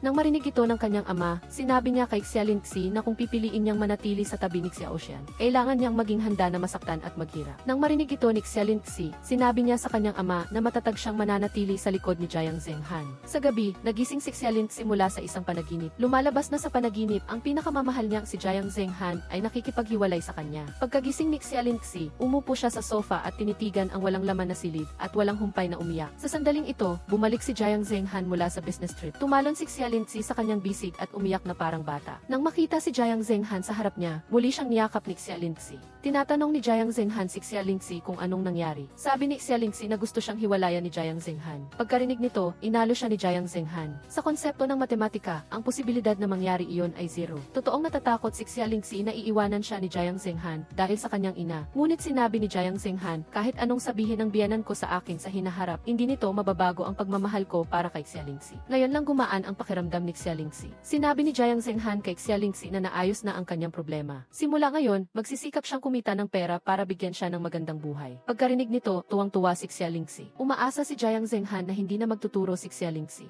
dahil natatakot siyang mahirapan si Xia Lingxi. Ngunit sinabi ni Xia Lingxi na mahirap ang lahat ng trabaho at gusto niyang magkaroon ng malayang buhay. Nang marinig ito ni Jiang Zenghan, pumayag na lang siya sa kagustuhan ni Xia Lingxi. Gustong tanungin ni Xia Lingxi ang tungkol sa trabaho ni Jiang Zenghan, ngunit naramdaman niyang pagod na si Xia Lingxi kaya pinaupo niya ito sa kama para magpahinga. Pagkatapos, marahang binuhat ni Jiang Zenghan si Xia Lingxi at inilagay sa kama. Sinabi ni Jiang Zenghan, sa pagkakataong ito, matulog ka lang ng mahimbing. Sinabi ni Xia Lingxi na natatakot pa rin siya. Marahan siyang sinabihan ni Jiang Zenghan, mahal kita, maging 100 taon man o isang araw. Kaya, isang pangako ang binitawan at pagkatapos nito, nagmamahalan ang dalawa. Nag-pinky promise sila upang tatakan ang kanilang walang hanggang pag-ibig. Kinaumagahan, nakatanggap sila ng magandang balita mula sa pahayagan. Sa wakas ay nalinis din ang pangalan ni Jiang Zenghan matapos siyang pagbintangan. Sobra ang tuwa ng dalawa, mabilis na naibalik ang reputasyon ni Jiang Zenghan at nakatanggap pa siya ng alok para sa internship sa ibang kumpanya, ngunit tinanggihan ito ni Jiang Zenghan. Hindi maintindihan ni Xia Lingxi kung bakit ginawa iyon ni Jiang Zenghan. Sinabi ni Jiang Zenghan sa kanya, ang daan na mukhang mahirap, iyon ang pinakamabilis na daan para makapagsimula ako ng negosyo. Hindi pa rin makapaniwala si Xia Lingxi pagkarinig niya nito, ngunit sinabi ni Jiang Zenghan sa kanya, gusto kong tahakin ang sarili kong landas. Gusto kong gumawa ng sarili kong security alert application. Pagkarinig nito, ibinigay ni Xia Lingxi ang lahat ng kanyang pag-aari kay Jiang Zenghan. Dahil sa pagpupursigi ni Xia Lingxi, hindi maiwasan ni Jiang Zenghan na tanggapin ang kabaitan nito. Pagkatapos, pinag-usapan ng dalawa ang pagtatatag ng isang kumpanya. Hindi nagtagal, sa wakas ay nagbukas na ang kanilang kumpanya. Dumating din ang mga kaibigan ng dalawa at sinamantala pa ang pagkakataong maghanap ng trabaho para sa kanilang sarili. Nakita ni Jiang Zenghan ang kanyang mga kaibigan na nahihirapan at abala para sa kanya, kaya't bumaba ang kanyang ulo sa harap ng lahat at inihayag sa kanila na para maabot ang layunin upang matulungan si Heng Xia na makakuha ng pamumuhunan. Sa susunod na buwan, agad na magsisimula ang trabaho ng lahat. Pagkarinig nito, tuwang-tuwa ang lahat at sinimulan agad ang trabaho at sa tulong ng kanyang mga kaibigan, itinatag niya ang sarili niyang kumpanya. Kaagad na nagtagumpay ang bagong safety warning software ng kumpanya at maayos na nailabas. Tuwang-tuwa ang lahat at nagsisigawan. Sinabi ni Jiang Zenghan sa lahat, may matinding laban bukas, sana ay handa na kayo. Napakakumpiyansa ng lahat pagkarinig nito. Sa sandaling ito, lumapit din si Chu Qiuyan at sinabi kina Xia Lingxi, bukas ang bidding ng Ruibao, kaya hindi ako makakasama sa inyo. Nagtatakang nagtanong si Jiang Zenghan kung bakit. Ngayon lang sinabi ni Chu Qiuyan sa kanilang dalawa ang nangyari. Pagkarinig nito, sinabi ng dalawa na ayaw nilang maka-impluwensya ang usaping trabaho sa relasyon ni Chu Qiuyan. Nang marinig ito ni Chu Qiuyan, sinabi niya, magkaiba ang trabaho at pag-ibig. Malinaw niyang paghihiwalayin ang mga ito. Sa pagkakataong ito, gumaan ang pakiramdam ni Xia Lingxi at Jiang Zenghan. Nagpahayag din sila ng malaking tiwala sa integridad ni Chu Qiuyan. Naantig si Chu Qiuyan at sinabing kukunin niya para sa kumpanya ang patent certificate. Kinaumagahan, dumating ang grupo ni Jiang Zenghan sa investment event, hindi nila inaasahan na makikita nila si Xu Zili at ang iba pa. Hindi sana papansinin ni Jiang Zenghan si Xu Zili at aalis na, ngunit ininsulto siya ni Xu Zili. Hindi na nakapagpigil si Chen Yuechuan at lumapit upang makipagtalo. Kinutya ni Xu Zili na wala silang patent certificate. Pagkatapos niyang sabihin iyon, umalis siya, na nag-iwan sa kanila na hindi maintindihan. Inalo ni Jiang Zenghan ang lahat, mayroon tayong mahusay na koponan. Nandito na tayo, kaya huwag matakot. Nagpataas ito ng kanilang moral. Sa presentasyon ng proyekto, tiwalang ipinakilala ni Jiang Zenghan ang software ng kumpanya. Pagkatapos niyang magpakilala at maupo, ibinigay ng assistant ni Xu Zili ang patent certificate sa investor. Pagkatapos tingnan ito ng investor, tinanong niya kung nasaan ang patent certificate ni Jiang Zenghan. Nanahimik si Jiang Zenghan pagkarinig nito, at pagkatapos ay nalilito niyang ipinaliwanag na kasalukuyan pa nilang ina-applyan ang patent certificate. Kinuha ni Xu Zili ang pagkakataong ito para siraan sila. Sinabing ang kanilang patent certificate ay posibleng sa susunod na taon pa mailalabas. At sinabihan ang investor na ituloy ang proyekto. Pagkatapos, habang patuloy na nagtatalo ang dalawa para makuha ang investor, dumating si Chu Qiuyan na dala ang patent certificate. Sa tulong ni Chu Qiuyan, sa wakas ay nakakuha si Heng Xia ng puhunang 5 milyong yuan. Isang linggo pagkatapos, sa pagsisikap ng lahat, matagumpay na nailabas ang huling bersyon ng safety warning software. Pagdating ng midterm exam ng ika-4 na taon sa kolehiyo, nagre-review ang lahat sa library. Sa pagkakataon pagkakataong ito, muling nagdala si Chu Qiuyan ng masamang balita. Nagkaroon ng problema ang kanilang safety warning software at 5,000 customer ang naapektuhan ng pagtagas ng kanilang pribadong impormasyon.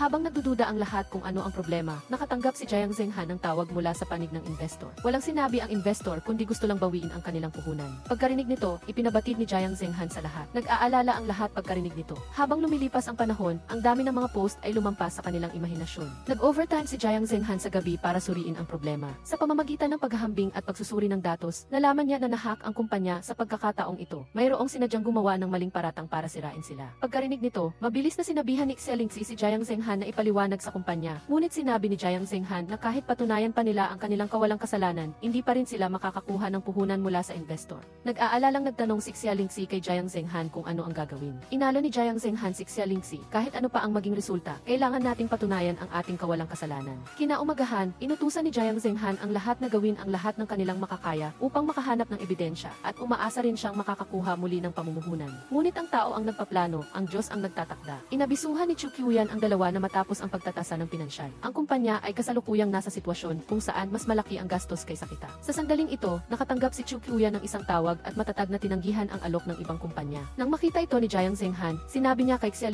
na ang mga larangan ng espesyalidad ng kanyang mga kaibigan ay napakapopular. Ngunit tinanggihan nila ang alok ng ibang kumpanya para sa kanya at kumapit sa isang maliit na kumpanya na nasa panganib ngayon. Hindi nila gustong madamay ang sinuman, kaya gusto nilang buwagin ang kumpanya. Pilit siyang pinapayuhan ni Xia Lingxi. Pagkarinig nito, nagkaroon muli ng ideya si Jiang Zhenghan na sumugal, ngunit bigla siyang nakatanggap ng isang tawag. Dahil sa tawag na ito, nawala ang huling pag-asa sa kanyang puso. Dahil dito, ang kumpanyang dating umuunlad ng maayos ay napunta sa isang dead end. Ginawa ni Jiang Zhenghan ang lahat ng kanyang makakaya, ngunit hindi makahanap ng paraan palabas. Upang hindi madamay ang sinuman, sinabi ni Jiang Zhenghan ang pinakamasakit na bagay. Pagkarinig nito ng lahat, inakala nilang nagbibiro si Jiang Zhenghan, ngunit hindi nila inaasahan na ilabas ni Jiang Zhenghan ang lahat ng kanyang natitirang ari-arian at ibigay bilang sahod sa lahat. Ngayon lang nila nalaman na talagang bangkarote na ang kumpanya. Ngunit nagpasya pa rin ang lahat na huwag isuko ang kaharian na pinagsikapan nilang buuin. Hindi na maharap ni Jiang Zhenghan ang kanyang mga kaibigan na labis na nagpakasakit para sa kanya, kaya masakit siyang umalis. Ngunit hinila siya pabalik ni Chen Yuechuan na hindi makapagpigil sa kanyang damdamin. Sa harap ng pagpuna ni Chen Yuechuan, walang masabi si Jiang Zhenghan. Nakita ni Chen Yuechuan ang kawalang magawa ni Jiang Zhenghan. Binitiwan niya ang kamay na humihila sa kanya. Sa gabi, mag-isa si Jiang Zhenghan sa opisina. Nakita siya ni Xia Lingxi at inalo. Ang pagtatatag ng kumpanya ay bunga ng pagsisikap ng lahat, hindi lang ni Jiang Zhenghan. Pagkarinig nito, sinabi ni Jiang Zhenghan kay Xia Lingxi, hindi ko nabibigyan ang pag-asa ng lahat. Bukas, maghahanap ako ng bagong pamumuhunan. Pagkarinig nito, umiti si Xia Lingxi habang nakatingin sa kanya. Muling seryosong nagsalita si Jiang Zhenghan. Kinaumagahan, nakatanggap si Jiang Zhenghan ng text message para makipagkita kay Qin Yu. Kinagabihan pagkatapos magkita ng dalawa, tinanong ni Qin Yu si Jiang Zhenghan, itinuturing mo ba akong kaibigan? Pagkarinig nito, sinabi ni Jiang Zhenghan kay Qin Yu, alam niya lahat ng ginawa niya sa akin, pero salamat pa rin at nakilala ko si Qin Yu. Pagkarinig nito, tinanong ni Qin Yu si Jiang Zhenghan, karapat-dapat pa ba akong maging kaibigan mo? Sinabi ni Jiang Zhenghan kay Qin Yu, kung patuloy kang magiging mapanlinlang, ito na ang huling pagkikita natin bilang magkaibigan. Pagkarinig nito, sinabi ni Qin Yu kay Jiang Zhenghan, tinulungan na kitang makipag-appointment sa chairman ng Huanyu. Sana sa internet trade fair na ito, matagumpay kang makakuha ng investment. Dahil dito, nagkabati ang dalawang magandang magkapatid. Nang araw na iyon, may kumpiyansang pumunta si Jiang Zhenghan sa Huanyu para humingi ng investment. Hindi niya inaasahan na direkta siyang tatanggihan ng receptionist. Habang nawawala ng pag-asa si Jiang Zhenghan at paalis na sana, nakatanggap siya ng mensahe mula kay Xuzili. Sa pagkakataong ito, nalaman lang ni Jiang Zhenghan na muling siniraan siya ni Xuzili gamit ang kanyang koneksyon. Pagkatapos basahin ang mensahe, galit na galit si Jiang Zhenghan. Kinuha niya ang kanyang laptop at dumiretso sa pintuan ng opisina ng chairman. Pagkatapos, gamit ang isang pamilyar na paraan ng pag-atake, nahack ni Jiang Zhenghan ang high security password. Nang makita ng chairman na may dumating, nagduda siya at nagtanong kung paano siya nakapasok. Wala nang nagawa si Jiang Zhenghan kundi sabihin ang totoo. Kaya, dahil sa kanyang napakagaling na profesional na kasanayan at taos-pusong imbitasyon, matagumpay na nakuha ni Jiang Zhenghan ang 40 milyong investment mula sa Huanyu. Nang bumalik si Jiang Zhenghan na punong-puno ng kagalakan, lumabas sa kanyang telepono ang maraming abiso ng pagtanggap ng pera. Pagbalik niya sa kumpanya, nakita ni Jiang Zhenghan na naroon ang lahat ng kanyang mga kaibigan at labis siyang naanti. Maging ang kanyang mga kaibigan ay naglabas ng sarili nilang pera at ipinuhunan sa kumpanya. Ginawa nila ito dahil gusto nilang magtulungan para malampasan ang pagsubok na ito. Nang makita ang lahat na nagsasakripisyo para sa kanya, tuwang-tuwang si sinabi ni Jiang Zhenghan sa kanila, nagtagumpay ako. Nakakuha ako ng investment mula sa Huanyu. Matapos ipahayag ang magandang balita sa lahat, masayang naghiyawan ang bawat isa. Upang matiyak na matagumpay na makikita ang software sa trade fair, ginawa ng lahat ang kanilang mga responsibilidad. Lumabas sina Zhang Huaiyu at Duaning para mag-ara ng datos. Ang mag-asawang Chen Yichuan naman ay nag-overtime sa kumpanya para protektahan ang seguridad ng software. Si Chu Qiuyan naman ay nagpaplano ng cash flow ng kumpanya. Nagsumikap ang lahat upang makamit ang tagumpay sa trade fair. Bago umalis si Xialingxi ng bansa, binili na niya ang lahat ng kailangan ni Jiang Zhenghan sa bahay at sinabi pa sa kanya kung paano gamitin ang bawat isa at kung saan nakalagay ang mga karaniwang gamit. Nakita ni Jiang Zhenghan si Xialingxi na patuloy na nagsasalita at masayang sinabi sa kanya. Pagkarinig nito, namula ang mga mata ni Xialingxi. Sinaway niya si Jiang Zhenghan na huwag umasa sa kanya. Pagkarinig nito, inakala ni Jiang Zhenghan na nagalit si Xialingxi.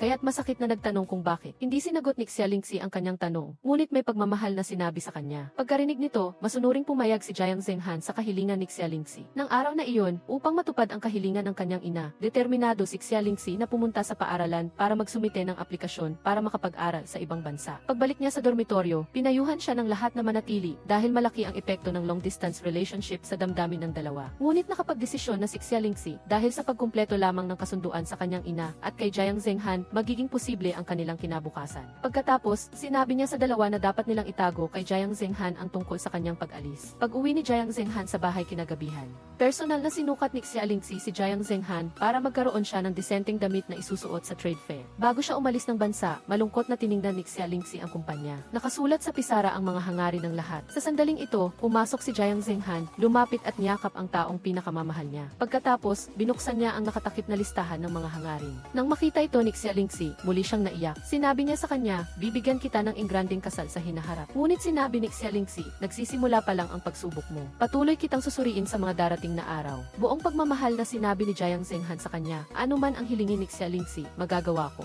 Pagkarinig nito, masakit na hinalikan ni Xialingxi si Jiang Zhenghan, ngunit biglang dumating si Zhang Huaiyu at pinutol sila. Galit na galit si Jiang Zhenghan, kaya't binawasan niya ang sahod ni Zhang Huaiyu. Hindi nagtagal, dumating ang araw ng trade fair. Bago siya umalis, maingat na itinali ni Xialingxi ang kurbata ni Jiang Zhenghan sa huling pagkakataon. Habang umaalis, naluluha siyang tinitigan ang lahat ng nasa pamilyar na silid. Sa trade fair, ipinaliwanag ng lahat ng kumpanya ng software ang kanilang mga produkto ng detalyado. Sa huling round ng tanungan, may nagtanong kay Jiang Zhenghan, sa kasalukuyan, ang pinakamalaking kahinaan ng artificial intelligence ay ang seguridad. Paano mo ito lulutasin? Buong pagtitiwala ni Jiang Zhenghan na sinabi sa lahat na nalagpasan na nila ang mga problemang teknikal na ito at naniniwala siyang magiging nangunguna ang hengsya sa industriya. Sa sandaling ito, tumutol si Xuzili. Naniniwala siyang ang software na ginawa ng isang taong mailabag sa batas na pag-ugali tulad ni Jiang Zhenghan ay walang katiyakan sa seguridad. Sa harap ng pang-aapi ni Xuzili, walang sinabi si Jiang Zhenghan kundi kinuha ang ebidensya. Ang taong dating nanakit sa kanya ay napahiya. Hindi pa rin kumbinsido si Xuzili pagkatapos niyang makita ito. Sinabi ni Jiang Zhenghan, kung tututulan niyo ang kanilang sistema ng seguridad, maaaring isagawa agad ng grupo ni Xuzili ang pag-atake dito. Dahil dito, sa ilalim ng pag-atake ng grupo ni Xuzili, ang mga kaibigan ni Jiang Zhenghan ay matagumpay na naharangan ang pag-atake mula sa labas. Sa puntong ito, sinabi ni Jiang Zhenghan sa lahat na kung sa hinaharap ay may gagamit ng ganitong uri ng paninira laban kay Hengxia, sasagutin nila ito ng buong tapang. Matapos ang kumperensya, tulad ng inaasahan, nakakuha si Hengxia ng pamumuhunan mula sa maraming kumpanya. Matapos ang trade fair, naroon ang lahat ngunit nawawala si Xialingxi. Sa pamamagitan ni Chen Yichuan, nalaman ni Jiang Zhenghan na nasa airport na si Xialingxi. Sa sandaling ito, paalis na sana si Xialingxi sakay ng eroplano. Mabuti na lang at dumating si Jiang Zhenghan para makita siya sa huling pagkakataon. May pagmamahal na niyakap ng dalawa ang isa't isa. Nangako si Jiang Zhenghan na hihintayin niyang bumalik si Xialingxi. Hindi inaasahan.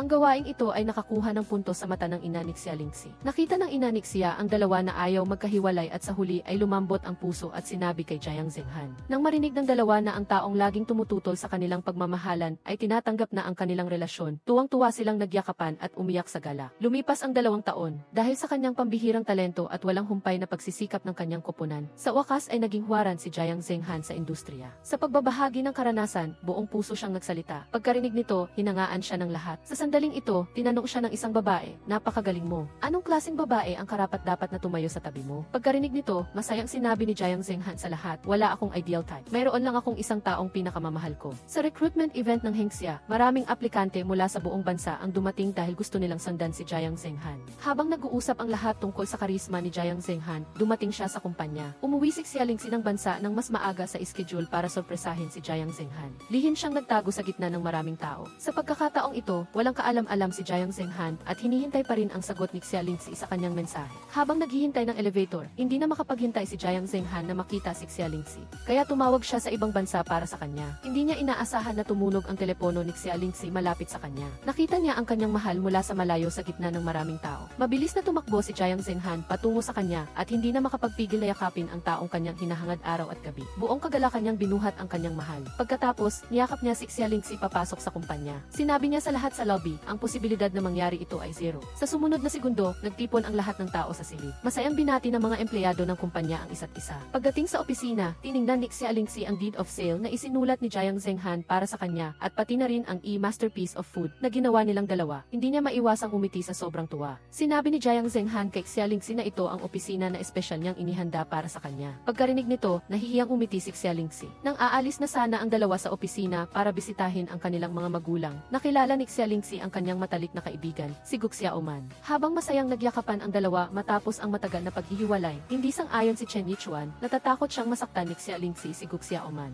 Galit na sinabi ni Xia Lingzi, hindi naman gawa sa salamin si Gu Xiaoman, bakit hindi ko siya pwedeng yakapin? Sinabi ni Chen Yichuan, ang kanyang mahal ay salamin niya yun. Pagkarinig nito, lubos na nagduda ang dalawa. Sa sandaling ito, nagpa siya si Gu Xiaoman na maghayag. Pagkarinig nito, tuwang-tuwa ang dalawa. Ang bilis ng panahon, habang inaalala ng dalawang matalik na magkaibigan ang nakaraan, biglang ibinaling ng diretsong si Chen Yichuan ang atensyon kay Jiang Zhenghan. Nang marinig ito, napatawa na lang si Jiang Zhenghan nang may pasakit. Sa kanilang daan pa uwi, labis silang kinabahan, natatakot na baka magkamali sila kapag nakita nila ang ina ni Xia. Wala nang magawa si Jiang Zhenghan kundi aliwin si Xia Lingzi. Kahit ano pa ang mangyari, gagawin ko ang lahat para makuha ang basbas ng biyenan ko para sa ating dalawa. Pagdating nila sa bahay, tuwang-tuwang binuksan ng ama ni Xia ang pinto para sa kanila. Matapos yakapin ang kanyang pinakamamahal na anak, tinanong niya ang kanyang magiging manugang para sa pinakabagong game console. Sinunod naman ni Jiang Zhenghan ang kagustuhan niya at binilhan ang kanyang biyenan ng pinakagusto nito. Seryosong sinabi ni Jiang Zhenghan sa mga magulang ni Xia Lingzi, talagang nagmamahalan kami. Sa hinaharap, hahayaan ko si Xia Lingzi na maging sarili niya. Sa nalalabi niyang buhay, anuman ang mangyari, haharapin namin ito ng magkasama at lalago ng magkasama. Pagkarinig nito, tinanong ng ina ni Xia, kailangang sabihin ni Jiang Zhenghan ang totoo. Ngayon, mayroon na akong bahay at kotse. Ang kumpanya ay napaka-stable din ang pag-unlad. Lahat ay maayos. Pagkarinig nito, hindi pa rin nasisiyahan ang ina ni Xia. Seryoso niyang sinabi kay Jiang Zhenghan. Pagkarinig sa sinabi ng kanyang ina, naunawaan ni Xia Lingzi na ginawa ng kanyang ina ang lahat para sa kanyang kapakanan. Sumumpa si Jiang Zhenghan na simula ngayon ay mabuti ang kanyang pakikitungo kay Xia Lingzi. Sa sandaling ito, sa wakas ay kalmado na ibinigay ng ina ni Xia ang family register sa kanilang dalawa. Ang pag-ibig mula sa uniforme ng paaralan hanggang sa damit kasal ay sa wakas nagbunga. Sa pahintulot ng ina ni Xia, tiningnan ng dalawa ang pulang libro na nahirapan silang makuha at ngumiti ng taos puso. Sa wakas ay natupad din ang kagustuhan ni Jiang Zhenghan na ibigay ang pinakamahalagang family heirloom ng kanilang pamilya. Tiningnan ni Xia Lingzi ang mahalagang regalo at naantig na yumakap kay Jiang Zhenghan. Nang araw na iyon, nang lumabas si Xia Lingzi na nakasuot ng puting damit kasal, nakalimutan ni Jiang Zhenghan na kumurap. Masayang tiningnan ng dalawa ang isa't isa at naramdaman nilang sila ay tunay na itinadhana. Sa sandaling ito, pinuri ni Gu Xiaoman si Jiang Zhenghan, magaling ka, Boss Jiang. Mayroon kang magandang panlasa at marunong kang pumili. Sa loob ng 2 taon, naging napakasikat ng wedding shop na ito sa industriya. Maraming gustong magpa-appointment ngunit hindi makakuha. Hindi talaga masama si Boss Jiang, mayroon siyang diskarte. Pagkarinig nito, natigilan si Jiang Zhenghan dahil hindi niya inutusan ang wedding dress na ito. Habang pinag-uusapan ng ilan ang mga detalye ng kasal, lumapit si Chu Puyan. Masayang nag-usap ng walang humpay ang matatalik na kaibigan na hindi nagkita sa loob ng 2 taon. Sa sandaling ito, sinabi ni Chu Puyan sa lahat na ang wedding shop na ito ay pag-aari ni Xuzili. Nang marinig ito, lubos na nahiya ang lahat. Nahiyang sinabi ni Chu Puyan kay Xuzili na marami siyang nagawang masamang bagay. Alam kong ikakasal kayong dalawa, kaya sinabi ko sa kanya na tanggapin ang pag-organisa ng kasal ninyong dalawa. Bilang kabayaran sa mga kasalanan niya noon. Pagkarinig nito, sinabi ni Xia Lingzi, bayad? Trabaho yan ni Boss Jiang, para sa akin, regalo mo iyan sa kasal. Ngayon lang gumaan ang pakiramdam ni Chu Puyan. Sinabi ni Jiang Zhenghan na nakaraan na ang lahat. Sa sandaling ito, hinawakan ni Gu Xiaoman ang kanyang tiyan at sinabi sa lahat na malapit na silang maging magulang ni Chen Yichuan. Pagkasabi nito, hinangaan siya ng lahat. Biglang malungkot na nagtanong si Xia Lingzi sa lahat. Ang dalawa kong matalik na kaibigan ay kasal na. Sino ang pipiliin kong abay ngayon? Walang pag-aalinlangang ipinakilala ni Chu Puyan si Xia Ying. Kinabukasan, nang magkita muli ang dalawa pagkatapos ng ilang taon, nalaman ni Xia Lingzi na tinalikuran na ni Xia Ying ang kanyang kurso at naging isang sikat na jewelry designer. Nang makita ni Xia Ying si Xia Lingzi, humingi siya ng paumanhin, lagi kitang may utang na pasasalamat. Noong panahong iyon, dahil kay Kinyoy, lagi kitang minamaliit kaya nagdulot ako ng maraming problema sa iyo. Pagkarinig nito, sinabi ni Xia Lingzi kay Xia Ying na hindi niya kailanman pinansin ang mga bagay na iyon. Tapos na ang lahat, umaasa siyang maging abay ni Xia Xiaying sa kanyang kasal. Masayang tinanggap ni Xiaying ang kanyang imbitasyon at taos-pusong sinabi sa kanya na siya ay tapat at mapagparaya at talagang karapat-dapat mahalin ng lahat. Isang linggo pagkatapos, naganap ang kasal ang dalawa ayon sa plano. Sa salo-salo, pinaalalahanan ng ama ni Xia si Jiang Zhenhan na dapat niyang tratuhin ng mabuti ang kanyang anak. Nang dumating ang turn ng ina ni Xia, matagal bago siya kumalma. Mahigpit niyang sinabi sa kanya, inagaw mo si Ling simula sa aming mga kamay. Kaya mo ba siyang protektahan at alagaan habang buhay? Ano man ang mangyari, dapat kang unang lumabas sa harapan niya, hindi ba? Pagkarinig nito, namula ang mga mata ni Jiang Zhenhan at pumayag siya sa lahat ng kahilingan ng ina ni Xia. Sa seremonya ng kasal, dumalo ang lahat ng estudyante ng Jiangming High School, tulad ng napagkasunduan. Nang marinig ang biro ni Zhang Huaiyu, tuwang-tuwa ang lahat para sa mag-asawang nahirapan bago sila nagkasama. Sa sandaling ito, biglang nakatanggap ng tawag si Chen Yichuan. Nang malaman ito ni Jiang Zhenhan, wala siyang nagawa kundi hilahin si Xia Lingxi. Pinabilis ang seremonya upang salubungin ang mga mahalagang bisita. Sinabi ni Zhang Huaiyu sa lahat na may kaunting problema ang kumpanya na kailangang agarang ayusin. Pagkarinig nito, pumayag ang lahat na tulungan silang malampasan ang kahirapan na ito. Kaya, ang isang maringal na kasalan ay naging isang biglaang overtime session para sa mga kabataan. Mabuti na lang at mabilis na naayos ng lahat ang butas sa database. Pagkatapos ayusin ang lahat, masakit na sinabi ni Jiang Zhenhan kay Xia Lingxi, sa araw pa ng ating kasal, kailangan mo pa ring magtiis kasama ako. Hindi niya inaasahan na sasabihin ito, mula sa unang araw na nakilala kita sa edad na 18,